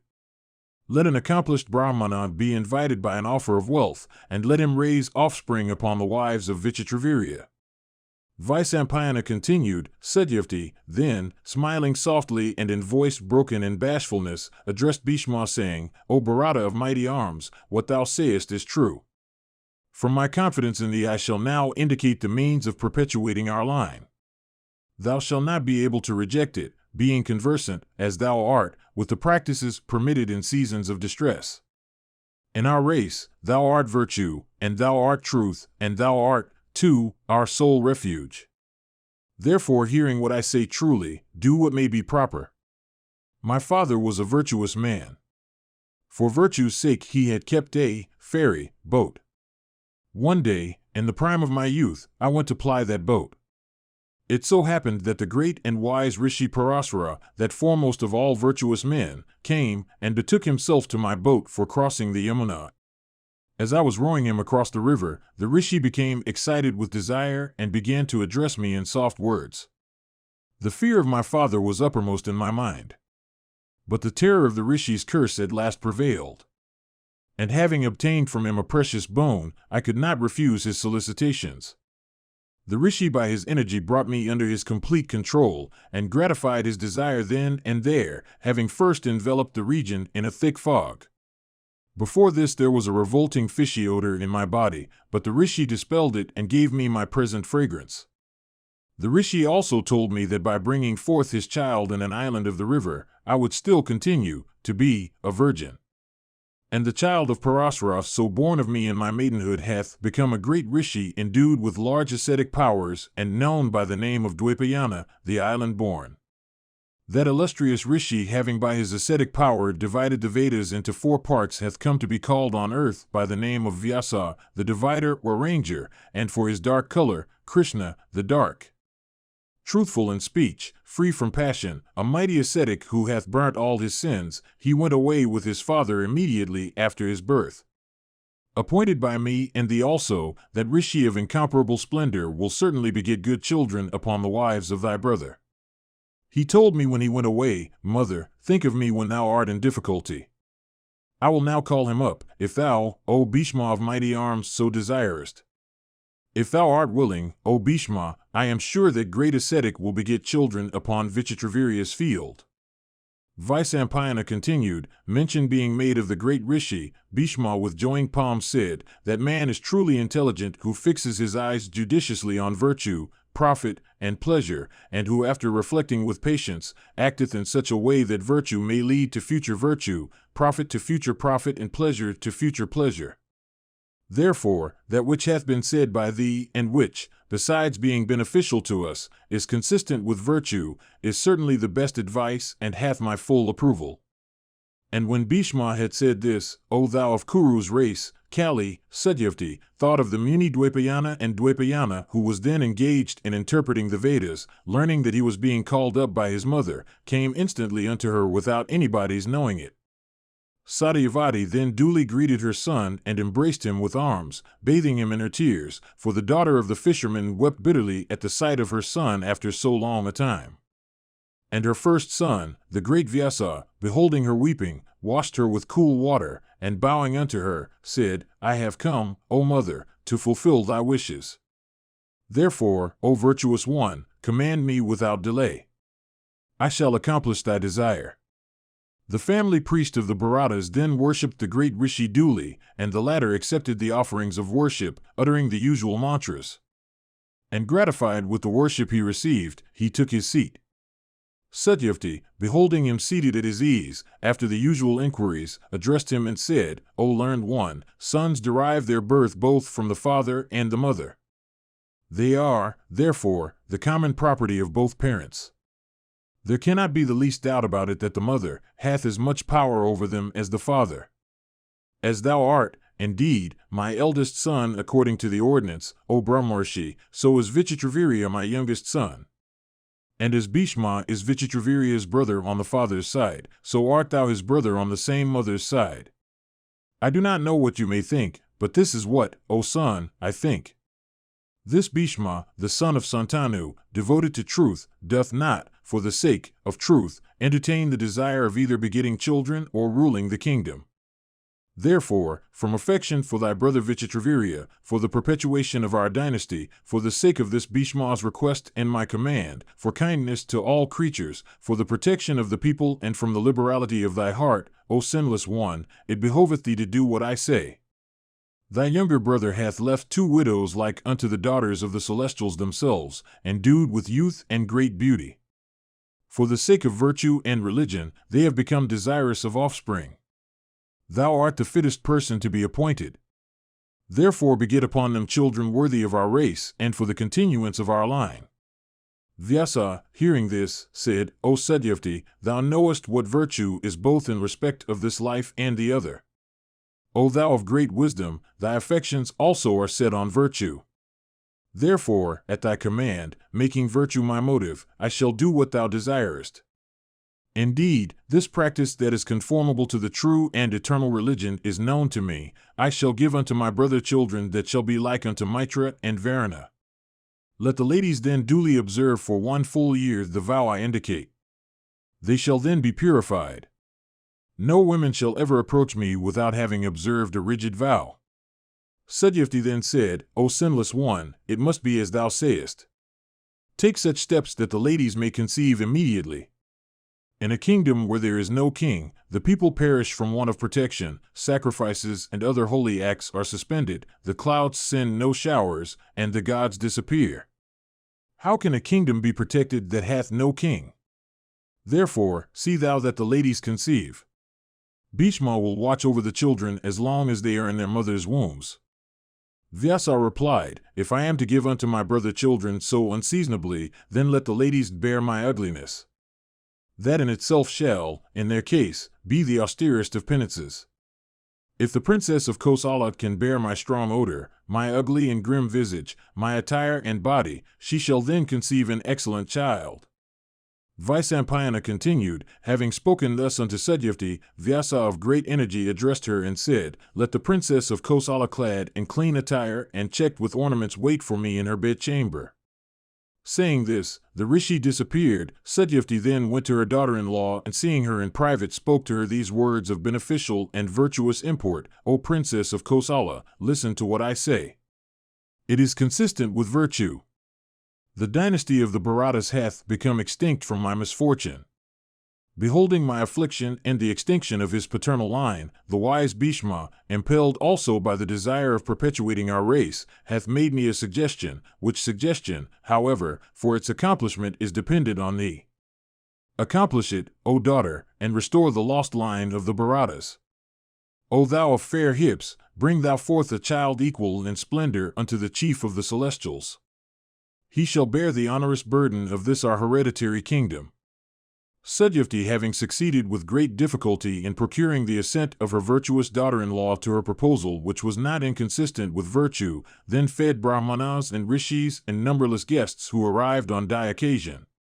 Mahabharata, Book 1, Section 106. Vyasa said, Soon after the monthly season of the princess of Kosala had been over, Satyavati, purifying her daughter-in-law with a bath, led her into the sleeping apartment. There seating her upon a luxurious bed, she addressed her, saying, O princess of Kosala, thy husband hath an elder brother who shall this day enter thy womb as thy child. Wait for him tonight without dropping off to sleep. Hearing these words of her mother-in-law, the amiable princess, as she lay on her bed, began to think of Bhishma and the other elders of the Kuru race. Then the rishi of truthful speech, who had given his promise in respect of Ambika, the eldest of the princesses, in the first instance, entered her chamber while the lamp was burning. The princess, seeing his dark visage, his matted locks of copper hue, blazing eyes, his grim beard, closed her eyes in fear. The rishi, from desire of accomplishing his mother's wishes, however knew her. But the latter, struck with fear, opened not her eyes even once to look at him. And when Vyasa came out, he was met by his mother, who asked him, "Shall the princess have an accomplished son?" Hearing her, he replied, "The son of the princess she will bring forth shall be equal in might unto 10,000 elephants. He will be an illustrious royal sage, possessed of great learning and intelligence and energy. The high-souled one shall have in his time a century of sons. But from the fault of his mother he shall be blind." At these words of her son, Satyavati said, "O thou of ascetic wealth, how can one that is blind become a monarch worthy of the Kurus? How can one that is blind become the protector of his relatives and family, and the glory of his father's race? It behoveth thee to give another king unto the Kurus." Saying, "So be it," Vyasa went away. And the first princess of Kosala in due time brought forth a blind son. Soon after Satyavati, O chastiser of foes, summoned Vyasa, after having secured the assent of her daughter-in-law. Vyasa came according to his promise, and approached, as before, the second wife of his brother. And Ambalika, beholding the Rishi, became pale with fear, and, O Bharata, beholding her so afflicted and pale with fear, Vyasa addressed her and said, "Because thou hast been pale with fear at the sight of my grim visage, therefore thy child shall be pale in complexion. O thou of handsome face, the name also thy child shall bear will be Pandu, the Pale." Saying this, the illustrious and best of rishis came out of her chamber. And as he came out, he was met by his mother, who asked him about the would-be child. The rishi told her that the child would be of pale complexion and known by the name of Pandu. Satyavati again begged of the rishi another child, and the rishi told her in reply, "So be it." Ambalika, then, when a time came, brought forth a son of pale complexion. Blazing with beauty, the child was endued with all auspicious marks. Indeed, it was this child who afterwards became the father of those mighty archers, the Pandavas. Some time after, when the oldest of Vichitravirya's widows again had her monthly season, she was solicited by Satyavati to approach Vyasa once again. Possessed of beauty like a daughter of a celestial, the princess refused to do her mother-in-law's bidding, remembering the grim visage and strong odor of the rishi. She, however, sent unto him a maid of hers, endued with the beauty of an apsara and decked with her own ornaments. And when the Vyasa arrived, the maid rose up and saluted him. And she waited upon him respectfully and took her seat near him when asked. And, O king, the great rishi of rigid vows, was well pleased with her, and when he rose to go away, he addressed her and said, "Amiable one, thou shalt no longer be a slave. Thy child also shall be greatly fortunate and virtuous, and the foremost of all intelligent men on earth." And, O king, the son thus begotten upon her by Krishnadvipayana was afterwards known by the name of Vidura. He was thus the brother of Dhritarashtra and the illustrious Pandu. And Vidura was free from desire and passion, and was conversant with the rules of government, and was the god of justice born on earth under the curse of the illustrious Rishi Mandavya. And Krishnadvipayana, when he met his mother as before, informed her as to how he had been deceived by the seniormost of the princesses, and how he had begotten a son upon a Sudra woman. And having spoken thus unto his mother, the Rishi disappeared from her sight. Thus were born, in the field of Vichitravirya, even of Dvipayana, those sons of the splendor of celestial children, those propagators of the Kuru race. Mahabharata, Book 1, Section 107. Janamejaya said, "What did the god of justice do for which he was cursed? And who was the Brahmana ascetic from whose curse the god had to be born in the Sudra caste?" Vyasa said, "There was a Brahmana known by the name of Mandavya. He was conversant with all duties and was devoted to religion, truth, and asceticism. The great ascetic used to sit at the entrance of his hermitage at the foot of a tree, with his arms upraised in the observance of the vow of silence. And as he sat there for years together, one day there came into his asylum a number of robbers laden with spoil. And, O bull in Bharata's race, those robbers were then being pursued by a superior body as guardians of the peace.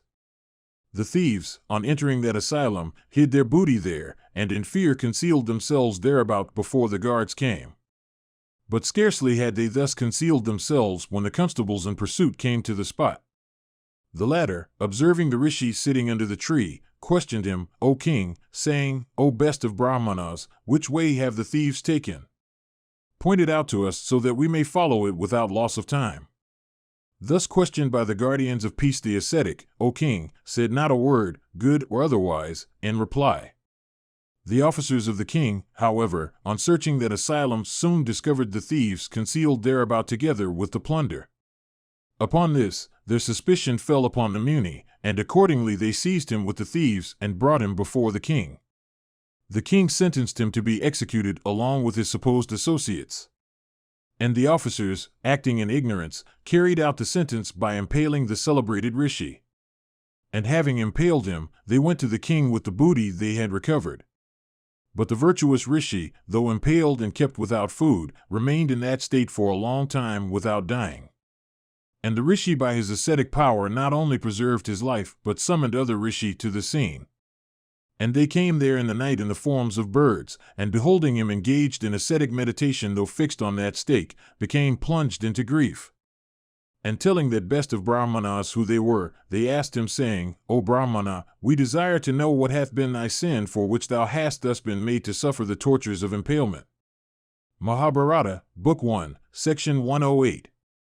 Vyasa said, thus asked, the tiger among Munis then answered those rishis of ascetic wealth, whom shall I blame for this? In fact, none else than my own self hath offended against me. After this, O monarch, the officers of justice, seeing him alive, informed the king of it. The latter, hearing what they said, consulted with his advisers, and came to the place and began to pacify the rishi fixed on the stake. And the king said, O thou best of rishis, I have offended against thee in ignorance. I beseech thee to pardon me for the same. It behoveth thee not to be angry with me. Thus addressed by the king, the Muni was pacified. And beholding him free from wrath, the king took him up with the stake and endeavored to extract it from his body. But not succeeding therein, he cut it off at the point just outside the body. The Muni, with a portion of the stake within his body, walked about, and in that state practiced the austerest of penances and conquered numberless regions unattainable by others. And for the circumstances of a part of the stake being within his body, he came to be known in the three worlds by the name of Mandavya, Mandavya with the stake within. And one day that Brahmana, acquainted with the highest truth of religion, went unto the abode of the god of justice. And beholding the god there seated on his throne, the rishi reproached him and said, What, pray, is that sinful act committed by me unconsciously, for which I am bearing this punishment? Oh, tell me soon, and behold the power of my asceticism. The god of justice, thus questioned, replied, O thou of ascetic wealth, a little insect was once pierced by thee on a blade of grass. Thou bearest now the consequence of the act. O Rishi, as a gift, however small, multiplieth in respect of its religious merits, so a sinful act multiplieth in respect of the woe it bringeth in its train. On hearing this, Mandavya asked, O tell me truly when this act was committed by me. Told and replied by the god of justice that he had committed it, when a child, the Rishi said, that shall not be a sin which may be done by a child up to the 12th year of his age from birth. The scriptures shall not recognize it as sinful. The punishment thou hast inflicted on me for such a venial offense hath been disproportionate in severity. The killing of a Brahmana involves a sin that is heavier than the killing of any other living being. Thou shalt, therefore, O God of justice, have to be born among men even in the Sudra order. And from this day I establish this limit in respect of the consequence of acts, that an act shall not be sinful when committed by one below the age of 14.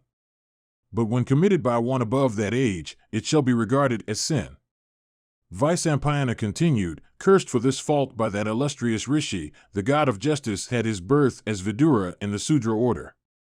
And Vidura was well versed in the doctrines of morality and also politics and worldly profit. And he was entirely free from covetousness and wrath. Possessed of great foresight and undisturbed tranquility of mind, Vidura was ever devoted to the welfare of the Kurus. Mahabharata, Book 1, Section 109. Vyasa said, Upon the birth of those three children, Kurujangala, Kurukshetra, and the Kurus grew in prosperity. The earth began to yield abundant harvest, and the crops also were of good flavor. And the clouds began to pour rain in season, and trees became full of fruits and flowers. And the draft cattle were all happy, and the birds and other animals rejoiced exceedingly. And the flowers became fragrant and the fruits became sweet. The cities and towns became filled with merchants, artisans, traders, and artists of every description. And the people became brave, learned, honest, and happy. And there were no robbers then, nor anybody who was sinful.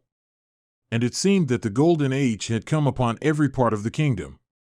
And the people devoted to virtuous acts, sacrifices, and truth, and regarding one another with love and affection grew in prosperity. And free from pride, wrath, and covetousness, they rejoiced in perfectly innocent sports. And the capital of the Kurus, full as the ocean, was a second Amaravati, teeming with hundreds of palaces and mansions, and possessing gates and arches dark as the clouds. And men in great cheerfulness sported constantly on rivers, lakes, and tanks, and in fine groves and charming woods. And the southern Kurus, in their virtuous rivalry with their northern kinsmen, walked about in the company of Siddhas and Charanas and Rishis.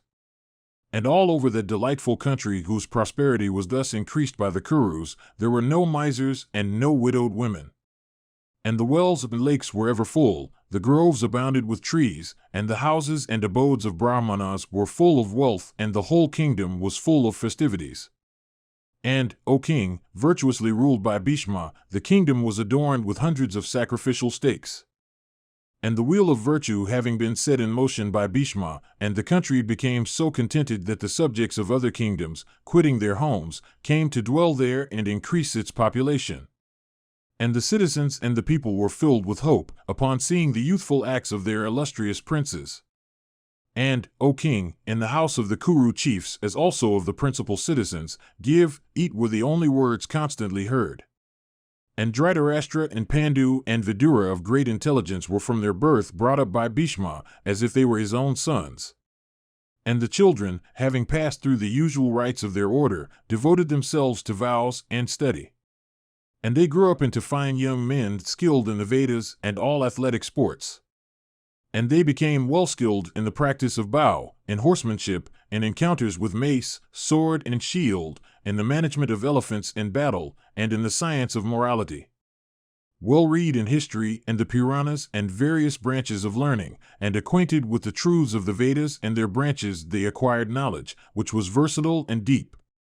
And Pandu, possessed of great prowess, excelled all men in archery, while Dhritarashtra excelled all in personal strength, while in the three worlds there was no one equal to Vidura in devotion to virtue and in the knowledge of the dictates of morality. And beholding the restoration of the extinct line of Santanu, the saying became current in all countries that among mothers of heroes, the daughters of the king of Kasi were the first, that among countries Kurajangala was the first, that among virtuous men, Vidura was the first, that among cities Hastinapura was the first. Pandu became king, for Dhritarashtra, owing to the blindness, and Vidura, for his birth by a Sudra woman, did not obtain the kingdom. One day Bhishma, the foremost of those acquainted with the duties of a statesman and dictates of morality, properly addressing Vidura conversant with the truth of religion and virtue, said as follows. Mahabharata, Book 1, Section 110. Bhishma said, "This our celebrated race, resplendent with every virtue and accomplishment, hath all along sovereignty over all other monarchs on earth. Its glory maintained and itself perpetuated by many virtuous and illustrious monarchs of old, the illustrious Krishna, Dwapayana, and Satyavati and myself have raised you, 3, up, in order that it may not be extinct. It behoveth myself and thee also to take such steps that this our dynasty may expand again as the sea. It hath been heard by me that there are 3 maidens worthy of being allied to our race. One is the daughter of Surasena of the Yadava race, the other is the daughter of Suvala, and the third is the princess of Madra. O son, all these maidens are of course of blue blood. Possessed of beauty and pure blood, they are eminently fit for an alliance with our family. O thou foremost of intelligent men, I think we should choose them for the growth of our race. Tell me what thou thinkest." Thus addressed, Vidura replied, "Thou art our father and thou art our mother, too. Thou art our respected spiritual instructor. Therefore, do thou what may be best for us in thy eyes." Vyasa continued, "Soon after Bhishma heard from the Brahmanas that Gandhari, the amiable daughter of Suvala, having worshipped Hara, Shiva, had obtained from the deity the boon that she should have a century of sons. Bhishma, the grandfather of the Kurus, having heard this, sent messengers unto the king of Gandhara. King Suvala at first hesitated on account of the blindness of the bridegroom, but taking into consideration the blood of the Kurus, their fame and behavior, he gave his virtuous daughter unto Dhritarashtra, and the chaste Gandhari, hearing that Dhritarashtra was blind and that her parents had consented to marry her to him, from love and respect for her future husband, blindfolded her own eyes. Sakuni, the son of Suvala, bringing unto the Kurus his sister endued with youth and beauty, formally gave her away unto Dhritarashtra. And Gandhari was received with great respect, and the nuptials were celebrated with great pomp under Bhishma's directions. And the heroic Sakuni, after having bestowed his sister along with many valuable robes, and having received Bhishma's adorations, returned to his own city. And, O thou of Bharata's race, the beautiful Gandhari gratified all the Kurus by her behavior and respectful attentions. And Gandhari, ever devoted to her husband, gratified her superiors by her good conduct, and as she was chaste, she never referred even by words to men other than her husband or such superiors. Mahabharata, Book 1, Section 111. Vyasa continued, there was amongst the Yadavas a chief named Sura. He was the father of Vasudeva. And he had a daughter called Pritha, who was unrivaled for beauty on earth. And, O thou of Bharata's race, Sura, always truthful in speech, gave from friendship this his firstborn daughter unto his childless cousin and friend, the illustrious Kuntabhoja, the son of his paternal aunt, pursuant to a former promise. And Pritha in the house of her adoptive father was engaged in looking after the duties of hospitality to Brahmanas and other guests. Once she gratified by her attentions the terrible Brahmana of rigid vows, who was known by the name of Durvasa and was well acquainted with the hidden truths of morality.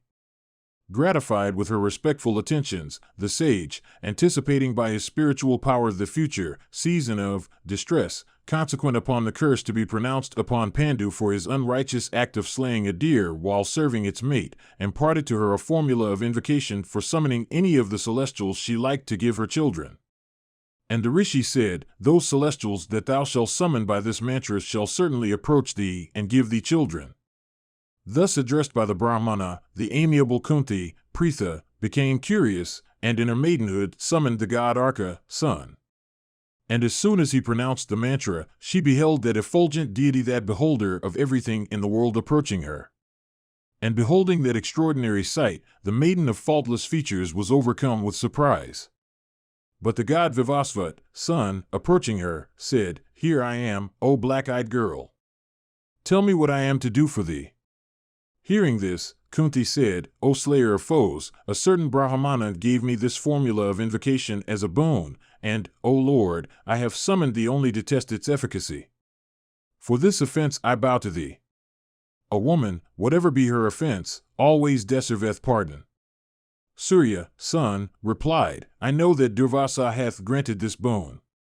But cast off thy fears, timid maiden, and grant me thy embraces. Amiable one, my approach cannot be futile, it must bear fruit. Thou hast summoned me, and if it be for nothing, it shall certainly be regarded as thy transgression. Vyasa continued, Vivasvat thus spoke unto her many things with a view to allay her fears, but, O Bharata, the amiable maiden, from modesty and fear of her relatives, consented not to grant his request. And, O bull of Bharata's race, Arka addressed her again and said, O princess, for my sake, it shall not be sinful for thee to grant my wish. Thus speaking unto the daughter of Kuntabhoja, the illustrious Tapana, the illuminator of the universe, gratified his wish. And of this connection there was immediately born a son known all over the world as Karna, account read, with natural armor and with face brightened by earrings. And the heroic Karna was the first of all wielders of weapons, blessed with good fortune, and endued with the beauty of a celestial child. And after the birth of this child, the illustrious Tapana granted unto Pritha her maidenhood and ascended to heaven. And the princess of the Vrishni race, beholding with sorrow that son born of her, reflected intently upon what was then the best for her to do. And from fear of her relatives she resolved to conceal that evidence of her folly. And she cast her offspring endued with great physical strength into the water.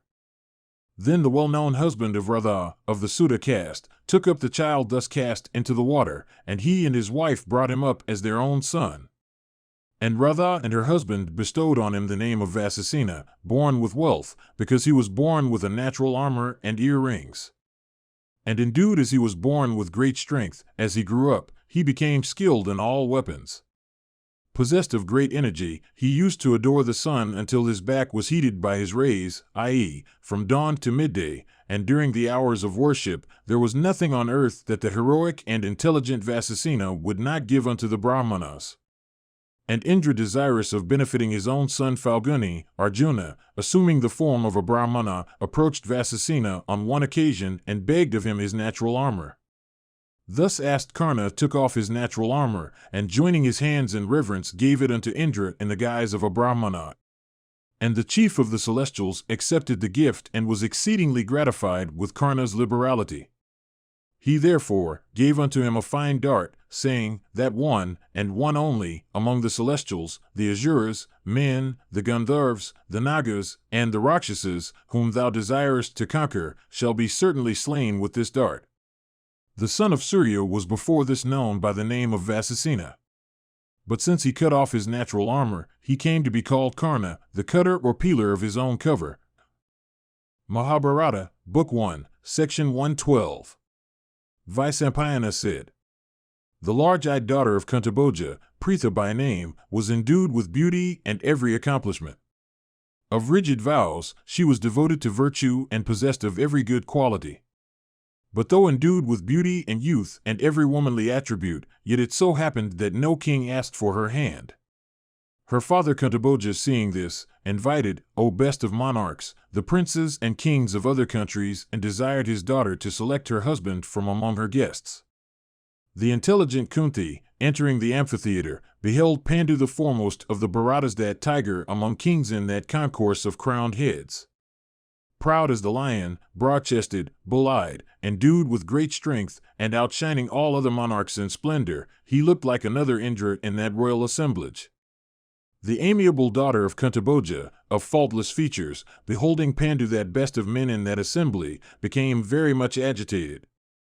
And advancing with modesty, all the while quivering with emotion, she placed the nuptial garland about Pandu's neck. The other monarchs, seeing Kunti choose Pandu for her lord, returned to their respective kingdoms on elephants, horses, and cars, as they had come. Then, O king, the bride's father caused the nuptial rites to be performed duly. The Kuru prince blessed with great good fortune, and the daughter of Kuntabhoja formed a couple like Maghavat and Palomi, the king and queen of the celestials. And, O best of Kuru monarchs, King Kuntabhoja, after the nuptials were over, presented his son-in-law with much wealth and sent him back to his capital. Then the Kuru prince Pandu, accompanied by a large force bearing various kinds of banners and pennons, and eulogized by Brahmanas and great rishis pronouncing benedictions, reached his capital. And after arriving at his own palace, he established his queen therein. Mahabharata, Book 1, Section 113. Vyasa continued, some time after, Bhishma, the intelligent son of Santanu, set his heart upon getting Pandu married to a second wife. Accompanied by an army composed of 4 kinds of force, and also by aged counselors and brahmanas and great rishis, he went to the capital of the king of Madra. And that bull of the Valhikas, the king of Madra, hearing that Bhishma had arrived, went out to receive him. And having received him with respect, he got him to enter his palace. Arriving there, the king of Madra offered unto Bhishma a white carpet for a seat, water to wash his feet with, and usual oblation of various ingredients indicative of respect. And when he was seated at ease, the king asked him about the reason of his visit. Then Bhishma, the supporter of the dignity of the Kurus, addressed the king of Madra and said, O oppressor of all foes, know that I have come for the hand of a maiden. It hath been heard by us that thou hast a sister named Madri, celebrated for her beauty, and endued with every virtue. I would chose her for Pandu. Thou art, O king, in every respect worthy of an alliance with us, and we also are worthy of thee. Reflecting upon all this, O king of Madra, accept us duly. The ruler of Madra, thus addressed by Bhishma, replied, To my mind, there is none else than one of thy family with whom I can enter into an alliance. But there is a custom in our family observed by our ancestors, which, be it good or bad, I am incapable of transgressing. It is well known, and therefore is known to thee as well, I doubt not. Therefore, it is not proper for thee to say to me, bestow thy sister. The custom to which I allude is our family custom. With us that is a virtue and worthy of observance. It is for this only, O slayer of foes, I cannot give thee any assurance in the matter of thy request. On hearing this, Bhishma answered the king of Madra, saying, O king, this, no doubt, is a virtue. The self-create himself hath said it. Thy ancestors were observant of custom. There is no fault to find with it. It is also well known, O Salya, that this custom in respect of family dignity hath the approval of the wise and the good. Saying this, Bhishma of great energy gave unto Salya much gold both coined and uncoined, and precious stones of various colors by thousands, and elephants and horses and cars, and much cloth and many ornaments, and gems and pearls and corals. And Salya, accepting with a cheerful heart those precious gifts, then gave away his sister decked in ornaments unto that bull of the Kuru race. Then the wise Bhishma, the son of the ocean-going Ganga, rejoiced at the issue of his mission, took Madri with him, and returned to the Kuru capital named after the elephant. Then, selecting an auspicious day and moment as indicated by the wise for the ceremony, King Pandu was duly united with Madri. And after the nuptials were over, the Kuru king established his beautiful bride in handsome apartments. And, O King of Kings, that best of monarchs then gave himself up to enjoyment in the company of his two wives as best he liked and to the limit of his desires. And after 30 days had elapsed, the Kuru king, O monarch, started from his capital for the conquest of the world.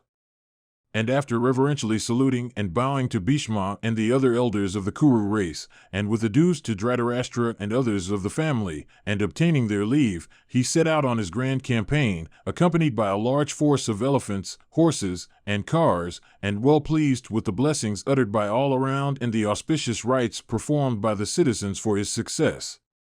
And Pandu, accompanied by such a strong force, marched against various foes.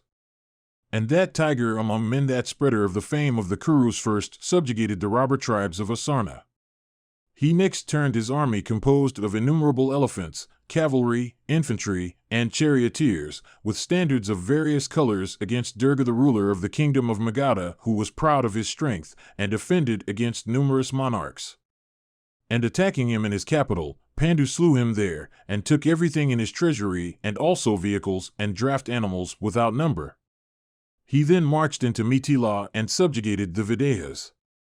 And then, O bull among men, Pandu led his army against Kasi, Samba, and Pundra, and by the strength and prowess of his arms spread the fame of the Kurus. And Pandu, that oppressor of foes, like unto a mighty fire whose far-reaching flames were represented by his arrows and splendor by his weapons, began to consume all kings that came in contact with him. These with their forces, vanquished by Pandu at the head of his army, were made the vassals of the Kurus. And all kings of the world, thus vanquished by him, regarded him as the one single hero on earth, even as the celestials regard Indra in heaven.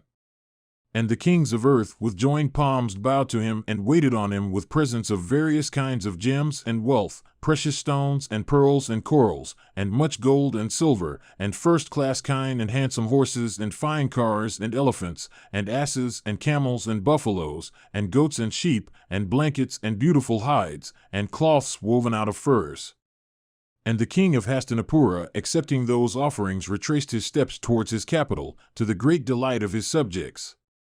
And the citizens and others, filled with joy, and kings and ministers, all began to say, Oh, the fame of the achievements of Santanu, that tiger among kings, and of the wise Bharata, which were about to die, hath been revived by Pandu.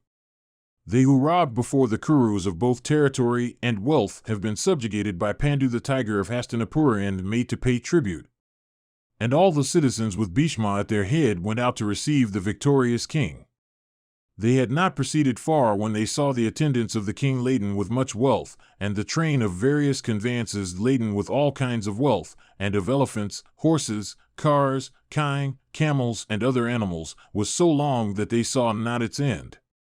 Then Pandu, beholding Bhishma, who was a father to him, worshipped his feet and saluted the citizens and others as each deserved. And Bhishma, too, embracing Pandu as his son who had returned victorious after grinding many hostile kingdoms, wept tears of joy. And Pandu, instilling joy into the hearts of his people with a flourish of trumpets and conchs and kettle drums, entered his capital.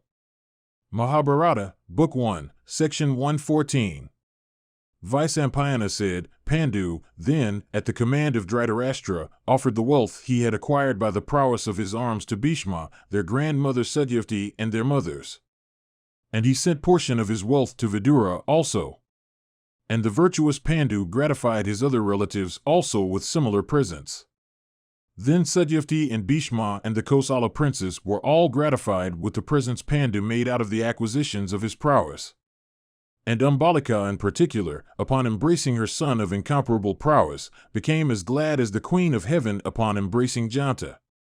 And with the wealth acquired by that hero Dhritarashtra performed 5 great sacrifices that were equal unto 100 great horse sacrifices, at all of which the offerings to Brahmanas were by hundreds and thousands.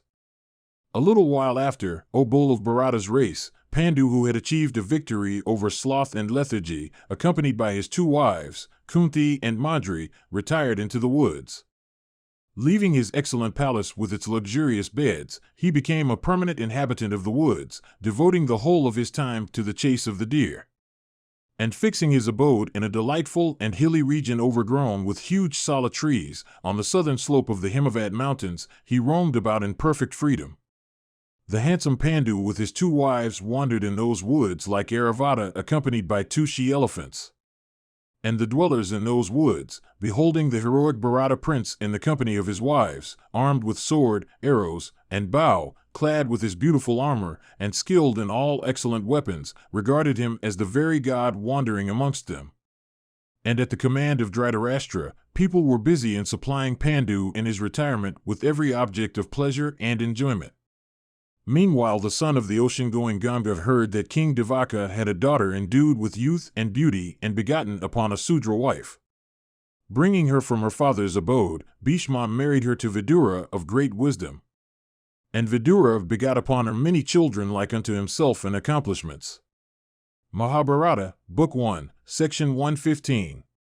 Vyasa said, Meanwhile, O Janamejaya, Dhritarashtra begot upon Gandhari 100 sons, and upon a Vaishya wife another besides those 100. And Pandu had, by his 2 wives Kunti and Madri, 5 sons who were great charioteers, and who were all begotten by the celestials for the perpetuation of the Kuru line. Janamejaya said, O best of Brahmanas, how did Gandhari bring forth those 100 sons, and in how many years? What were also the periods of life allotted to each? How did Dhritarashtra also beget another son in a Vaishya wife? How did Dhritarashtra behave towards his loving, obedient, and virtuous wife Gandhari? How were also begotten the 5 sons of Pandu, those mighty charioteers, even though Pandu himself labored under the curse of the great Rishi, he slew? Tell me all this in detail, for my thirst for hearing everything relating to my own ancestor hath not been slaked. Vyasa said, One day Gandhari entertained with respectful attention the great Dwayapayana who came to her abode, exhausted with hunger and fatigue. Gratified with Gandhari's hospitality, the Rishi gave her the boon she asked for, viz., that she should have a century of sons each equal unto her lord in strength and accomplishments. Some time after Gandhari conceived, and she bore the burden in her womb for 2 long years without being delivered. And she was greatly afflicted at this. It was then that she heard that Kunti had brought forth a son whose splendor was like unto the morning sun. Impatient of the period of gestation which had prolonged so long, and deprived of reason by grief, she struck her womb with great violence without the knowledge of her husband. And thereupon came out of her womb, after 2 years' growth, a hard mass of flesh like unto an iron ball. When she was about to throw it away, Dwayapayana, learning everything by his spiritual powers, promptly came there, and that first of ascetics, beholding that ball of flesh, addressed the daughter of Suvala thus, What hast thou done? Gandhari, without endeavoring to disguise her feelings, addressed the Rishi and said, Having heard that Kunti had brought forth a son like unto Surya in splendor, I struck in grief at my womb. Thou hadst, O Rishi, granted me the boon that I should have 100 sons, but here is only a ball of flesh for those 100 sons. Vyasa then said, "Daughter of Suvala, it is even so. But my words can never be futile. I have not spoken an untruth even in jest. I need not speak of other occasions. Let 100 pots full of clarified butter be brought instantly, and let them be placed at a concealed spot. In the meantime, let cool water be sprinkled over this ball of flesh." Vyasa continued, "That ball of flesh then, sprinkled over with water, became, in time, divided into 101 parts, each about the size of the thumb. These were then put into those pots full of clarified butter that had been placed at a concealed spot and were watched with care. The illustrious Vyasa then said unto the daughter of Suvala that she should open the covers of the pots after full 2 years. And having said this and made these arrangements, the wise Dwapayana went to the Himavat mountains for devoting himself to asceticism. Then in time, King Duryodhana was born from among those pieces of the ball of flesh that had been deposited in those pots. According to the order of birth, King Yudhishthira was the oldest.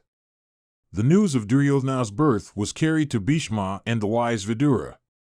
The day that the haughty Duryodhana was born was also the birthday of Bhima of mighty arms and great prowess. As soon as Duryodhana was born, he began to cry and bray like an ass. And hearing that sound, the asses, vultures, jackals, and crows uttered their respective cries responsively. Violent winds began to blow, and there were fires in various directions. Then King Dhritarashtra, in great fear, summoning Bhishma and Vidura and other well-wishers and all the Kurus and numberless Brahmanas, addressed them and said, "The oldest of those princes, Yudhishthira, is the perpetuator of our line. By virtue of his birth he hath acquired the kingdom. We have nothing to say to this. But shall this my son born after him become king?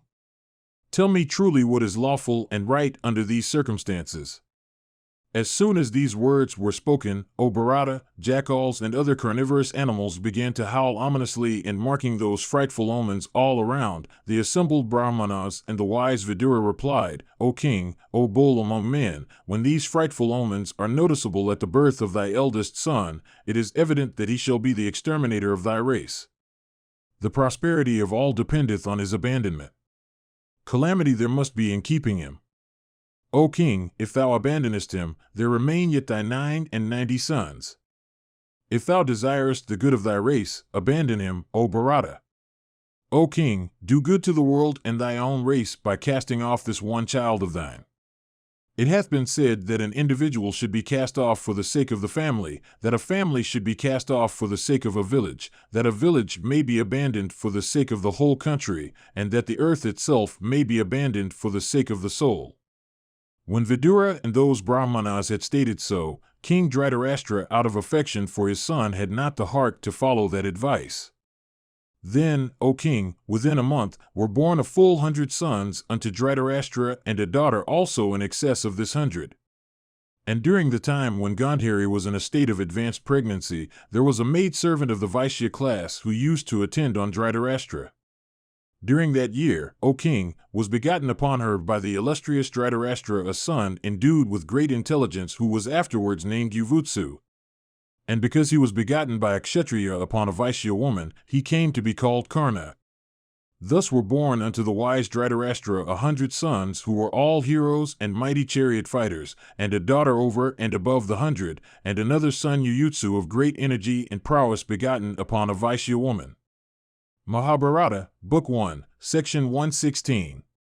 Janamejaya said, "O sinless one, thou hast narrated to me from the beginning all about the birth of Dhritarashtra's 100 sons, owing to the boon granted by the Rishi. But thou hast not told me as yet any particulars about the birth of the daughter. Thou hast merely said that over and above the 100 sons, there was another son named Yuyutsu begotten upon a Vaishya woman, and a daughter. The great Rishi Vyasa of immeasurable energy said unto the daughter of the king of Gandhara that she would become the mother of 100 sons. Illustrious one, how is that thou sayest Gandhari had a daughter over and above her 100 sons? If the ball of flesh was distributed by the great Rishi only into 100 parts, and if Gandhari did not conceive on any other occasion, how was then Dasala born? Tell me this, O Rishi. My curiosity hath been great." Vyasa said, O descendant of the Pandavas, thy question is just, and I will tell thee how it happened. The illustrious and great Rishi himself, by sprinkling water over that ball of flesh, began to divide it into parts. And as it was being divided into parts, the nurse began to take them up and put them one by one into those pots filled with clarified butter. While this process was going on, the beautiful and chaste Gandhari of rigid vows, realizing the affection that one feeleth for a daughter, began to think within herself, There is no doubt that I shall have 100 sons, the Muni having said so. It can never be otherwise. But I should be very happy if a daughter were born of me over and above these 100 sons and junior to them all. My husband then may attain to those worlds that the possession of a daughter's sons conferreth. Then again, the affection the women feel for their sons-in-law is great. If, therefore, I obtain a daughter over and above my 100 sons, then, surrounded by sons and daughters' sons, I may feel supremely blessed. If I have ever practiced ascetic austerities, if I have ever given anything in charity, if I have ever performed the homa through brahmanas, if I have ever gratified my superiors by respectful attentions, then, as the fruit of those acts, let a daughter be born unto me. All this while that illustrious and best of rishis, Krishnadvapayana himself, was dividing the ball of flesh, and counting a full 100 of the parts, he said unto the daughter of Suvala, Here are thy 100 sons. I did not speak aught unto thee that was false. Here, however, is one part in excess of the 100, intended for giving thee a daughter's son. This part shall develop into an amiable and fortunate daughter, as thou hast desired. Then that great ascetic brought another pot full of clarified butter, and put the part intended for a daughter into it. Thus have I, O Bharata, narrated unto thee all about the birth of Dasala. Tell me, O sinless one, what more I am now to narrate. Mahabharata, Book 1, Section 117. Janamejaya said, Please recite the names of Dhritarashtra's sons according to the order of their birth. Vyasa said, Their names, O king, according to the order of birth, are Duryodhana, Yuyutsu, Dusasana, Dusaha, Dasala, Jalasandha, Sama, Saha, Vinda and Anyavinda, Durdharsha, Suvahu, Duspradharshana, Durmarshana and Durmaka, Duskarna, and Karna, Vivansati and Vikarna, Sala, Satwa, Sulochana, Chitra and Upakatra, Chitraksha, Karakitra, Sarasana, Durmada and Durvigaha, Vivitsu, Vikatanana, Arnanaba and Sunaba, then Nandaka and Upanandaka, Chitravana, Chitravarman, Suvarman. Durvimokana, Iovahu, Mahavahu, Chitranga, Chitrakundala, Bhimavega, Bhimavala, Balaki, Balavardhana, Ugrayuda, Bhima, Karna, Kanakaya, Dridheta, Dridhavarman, Dridhakshatra, Somakitri, Anudara, Dridhasanda, Jarasanda, Satyasanda, Sada, Suvak, Ugrasravas, Ugrasena, Sanani, Dusparajaya, Aprajita, Kundasayan, Visalaksha, Duradhara, Dridhahasta, Suhasta, Vadaviga, and Suvrachas, Aditikitu, Vavashan, Nagadata, Agriyan, Kavachan, Krathana, Kunda, Kundadhara, Dinurdara, the heroes. Ugra and Bhimaratha, Viravahu, Alalupa, Abhya, and Radrakarman, and Dridharatha, and Adrishya, Kundabhedan, Viravi, Durgalakana Pramtha, and Pramathai, and the powerful Durgaroma, Durgavahu, Mahavahu, Vudoru, Kanakadvaja, Kundasi, and Virajas. Besides these 100 sons, there was a daughter named Dasala. All were heroes and Adarathas, and were well skilled in warfare. All were learned in the Vedas, and all kinds of weapons. And, O king, worthy wives were in time selected for all of them by Dhritarashtra after proper examination. And King Dhritarashtra, O monarch, also bestowed Dasala, in proper time and with proper rites, upon Jayadratha, the king of Sindhu. Mahabharata, Book 1, Section 118. Janamejaya said, O utterer of Brahma, thou hast recited everything about the extraordinary birth among men of the sons of Dhritarashtra in consequence of the Rishi's grace. Thou hast also said what their names are, according to the order of their birth. O Brahmana, I have heard all these from thee. But tell me now all about the Pandavas. While reciting the incarnations on earth of the celestial, the Asuras, and the beings of other classes, thou saidst that the Pandavas were all illustrious and endued with the prowess of gods, and that they were incarnate portion of the celestials themselves. I desire, therefore, to hear all about those beings of extraordinary achievements beginning from the moment of their birth. O Vyasa, recite thou their achievements. Vyasa said, O king, one day Pandu, while roaming about in the woods, on the southern slopes of the Himavat, that teemed with deer and wild animals of fierce disposition, saw a large deer, that seemed to be the leader of a herd, serving his mate. Beholding the animals, the monarch pierced them both with 5 of his sharp and swift arrows winged with golden feathers. O monarch, that was no deer that Pandu struck at, but a rishi's son of great ascetic merit who was enjoying his mate in the form of a deer. Pierced by Pandu, while engaged in the act of intercourse, he fell down to the ground, uttering cries that were of a man, and began to weep bitterly. The deer then addressed Pandu and said, O king, even men that are slaves to lust and wrath, and void of reason, and ever sinful, never commit such a cruel act as this. Individual judgment prevaileth not against the ordinance prevaileth against individual judgment. The wise never sanction anything discountenanced by the ordinance. Thou art born, O Bharata, in a race that hath ever been virtuous. How is it, therefore, that even thou, suffering thyself to be overpowered by passion and wrath, losest thy reason? Hearing this, Pandu replied, O dear, kings behave in the matter of slaying animals of thy species exactly as they do in the matter of slaying foes. It behoveth thee not, therefore, to reprove me thus from ignorance. Animals of thy species are slain by open or covert means. This, indeed, is the practice of kings. Then why dost thou reprove me? Formerly, the Rishi Agastya, while engaged in the performance of a grand sacrifice, chased the deer, and devoted every deer in the forest unto the gods in general. Thou hast been slain, pursuant to the usage sanctioned by such precedent. Wherefore reprovest us then?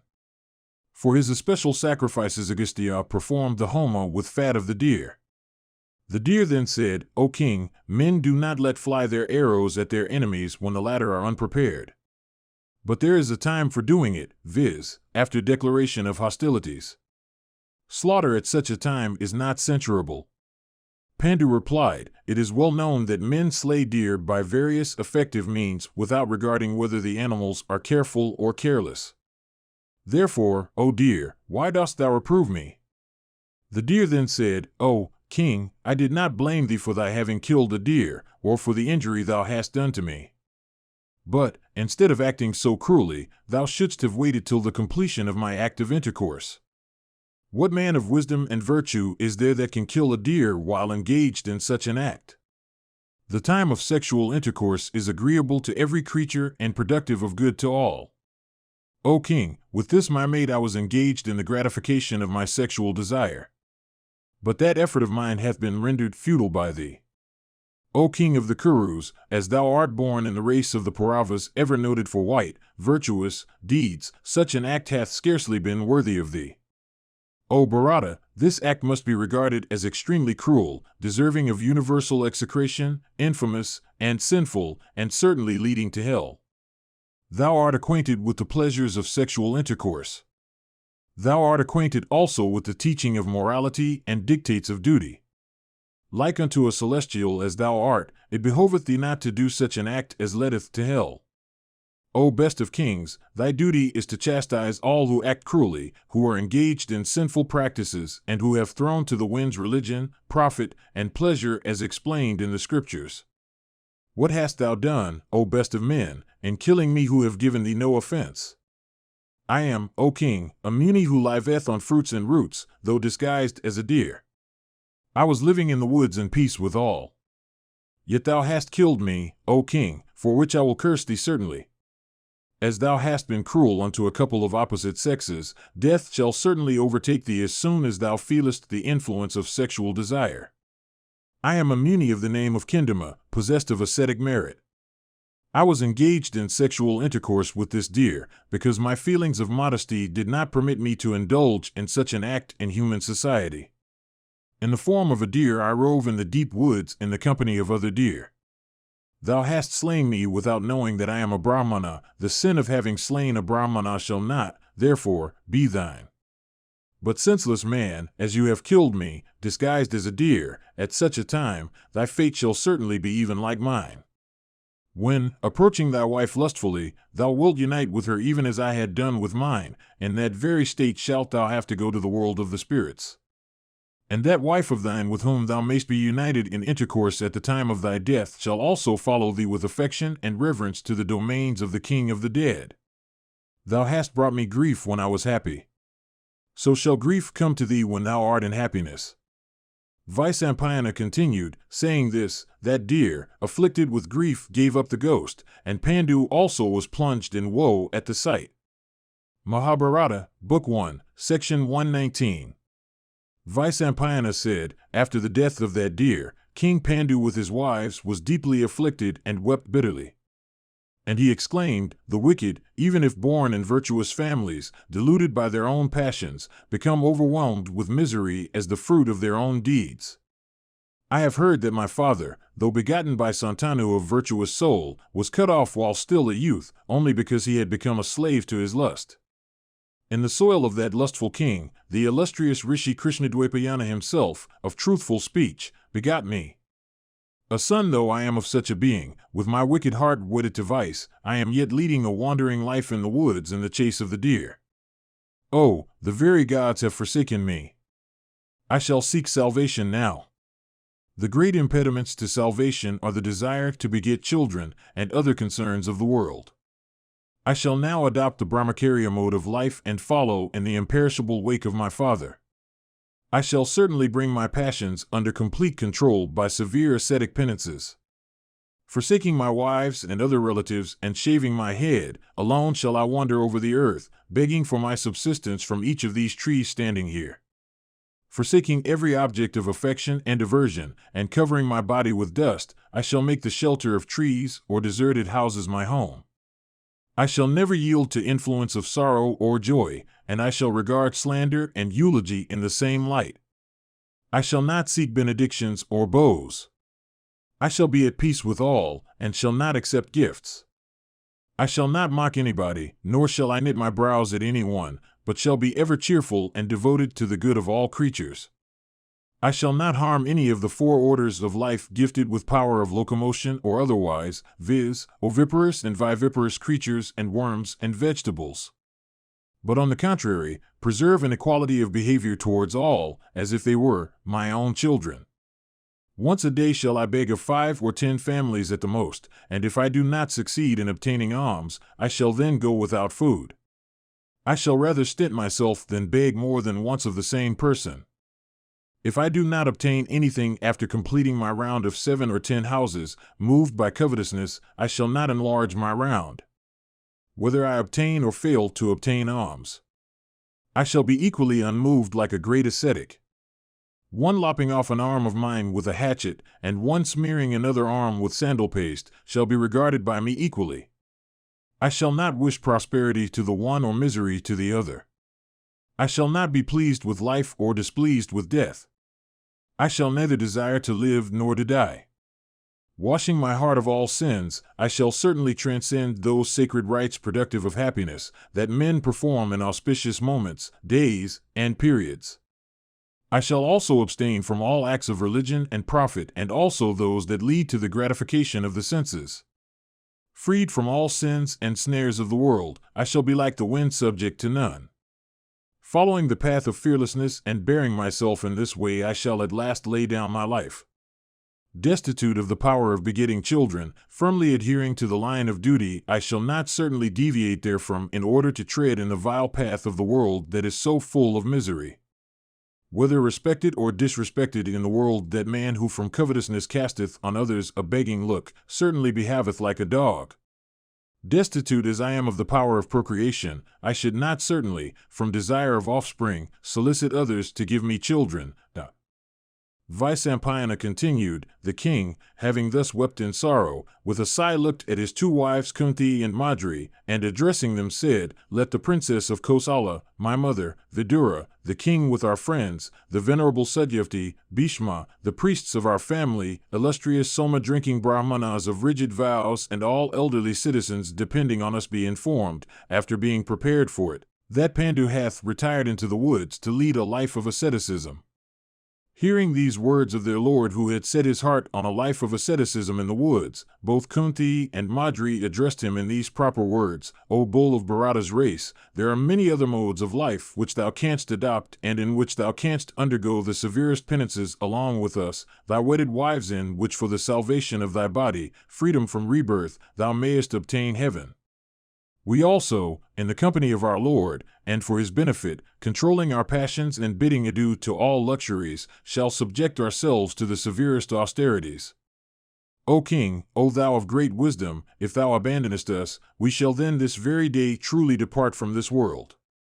Pandu replied, if, indeed, this your resolve springeth from virtue, then with you both I shall follow the imperishable path of my fathers. Abandoning the luxuries of cities and towns, clad in barks of trees, and living on fruits and roots, I shall wander in deep woods, practicing the severest penances.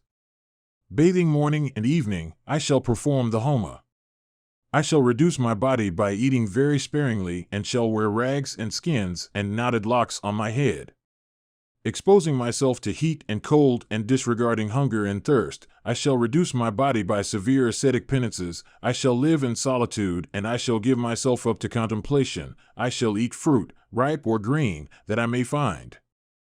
I shall offer oblations to the Pitris, Manes, and the gods with speech, water and the fruits of the wilderness. I shall not see, far less harm, any of the denizens of the woods, or any of my relatives, or any of the residents of cities and towns. Until I lay down this body, I shall thus practice the severe ordinances of the Vanaprastha scriptures, always searching for several ones that they may contain.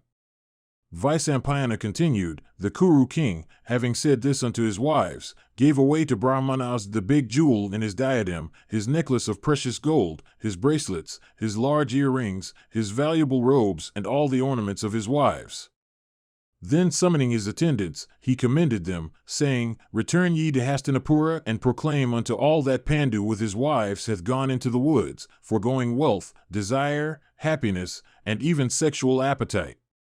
Then those followers and attendants, hearing these and other soft words of the king, set up a loud wail, uttering, Oh, we are undone. Then with hot tears trickling down their cheeks they left the monarch and returned to Hastinapura with speed, carrying that wealth with them that was to be distributed in charity. Then Dhritarashtra, that first of men, hearing from them everything that had happened in the woods, wept for his brother. He brooded over his affliction continually, little relishing the comfort of beds and seats and dishes. Meanwhile, the Kuru prince Pandu, after sending away his attendants, accompanied by his two wives and eating fruits and roots, went to the mountains of Nagasata. He next went to Chitrangada, and then crossed the Kalakuta, and finally, crossing the Himavat, he arrived at Gandhamadana. Protected by Mahabhutas, Siddhas, and great rishis, Pandu lived, O king, sometimes on level ground and sometimes on mountain slopes.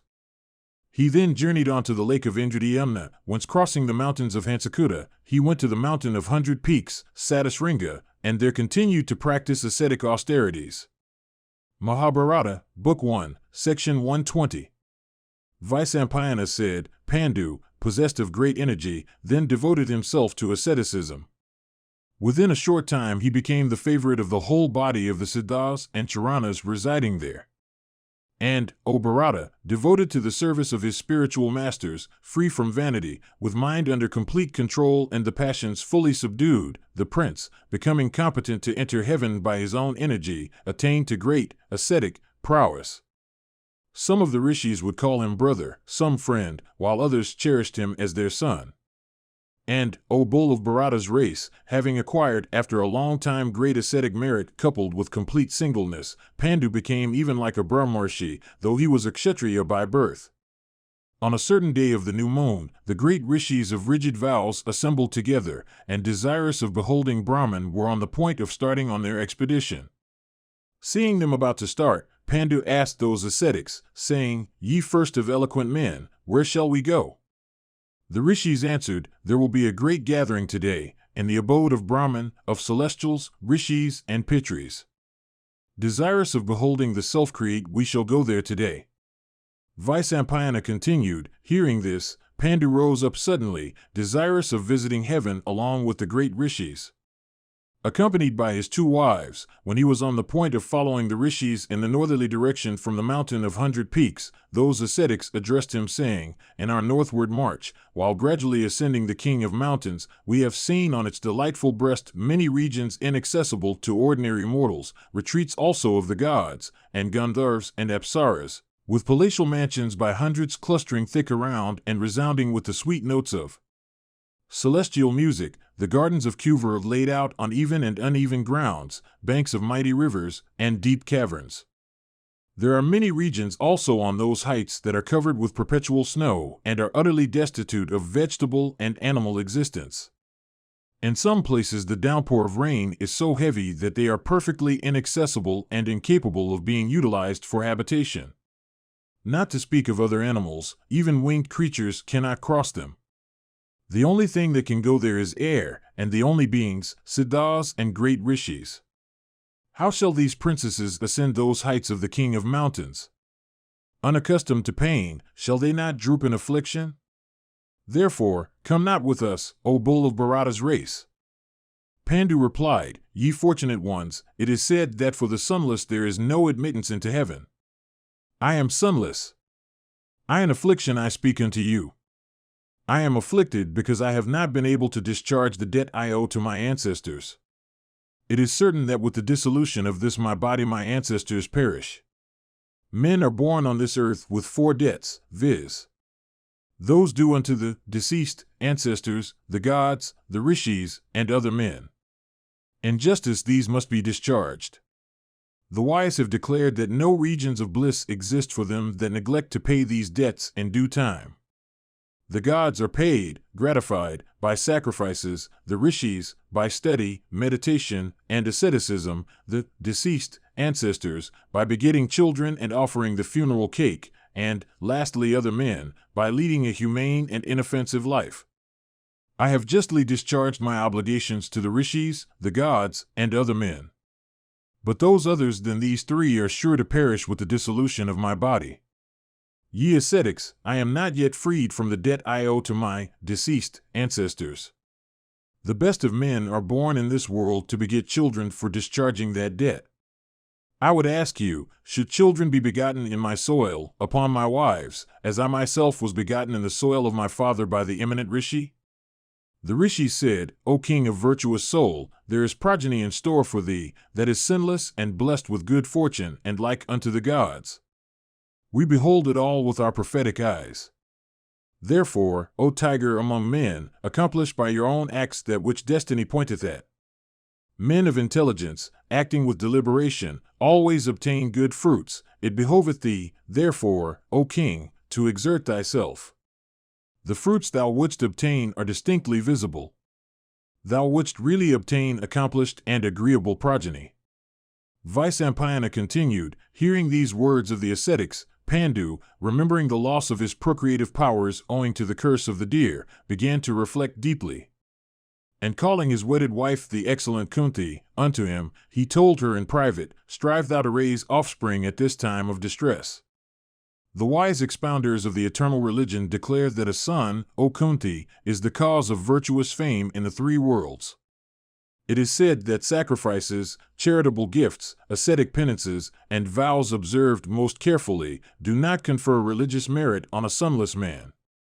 O thou of sweet smiles, knowing all this, I am certain that as I am sonless, I shall not obtain regions of true felicity.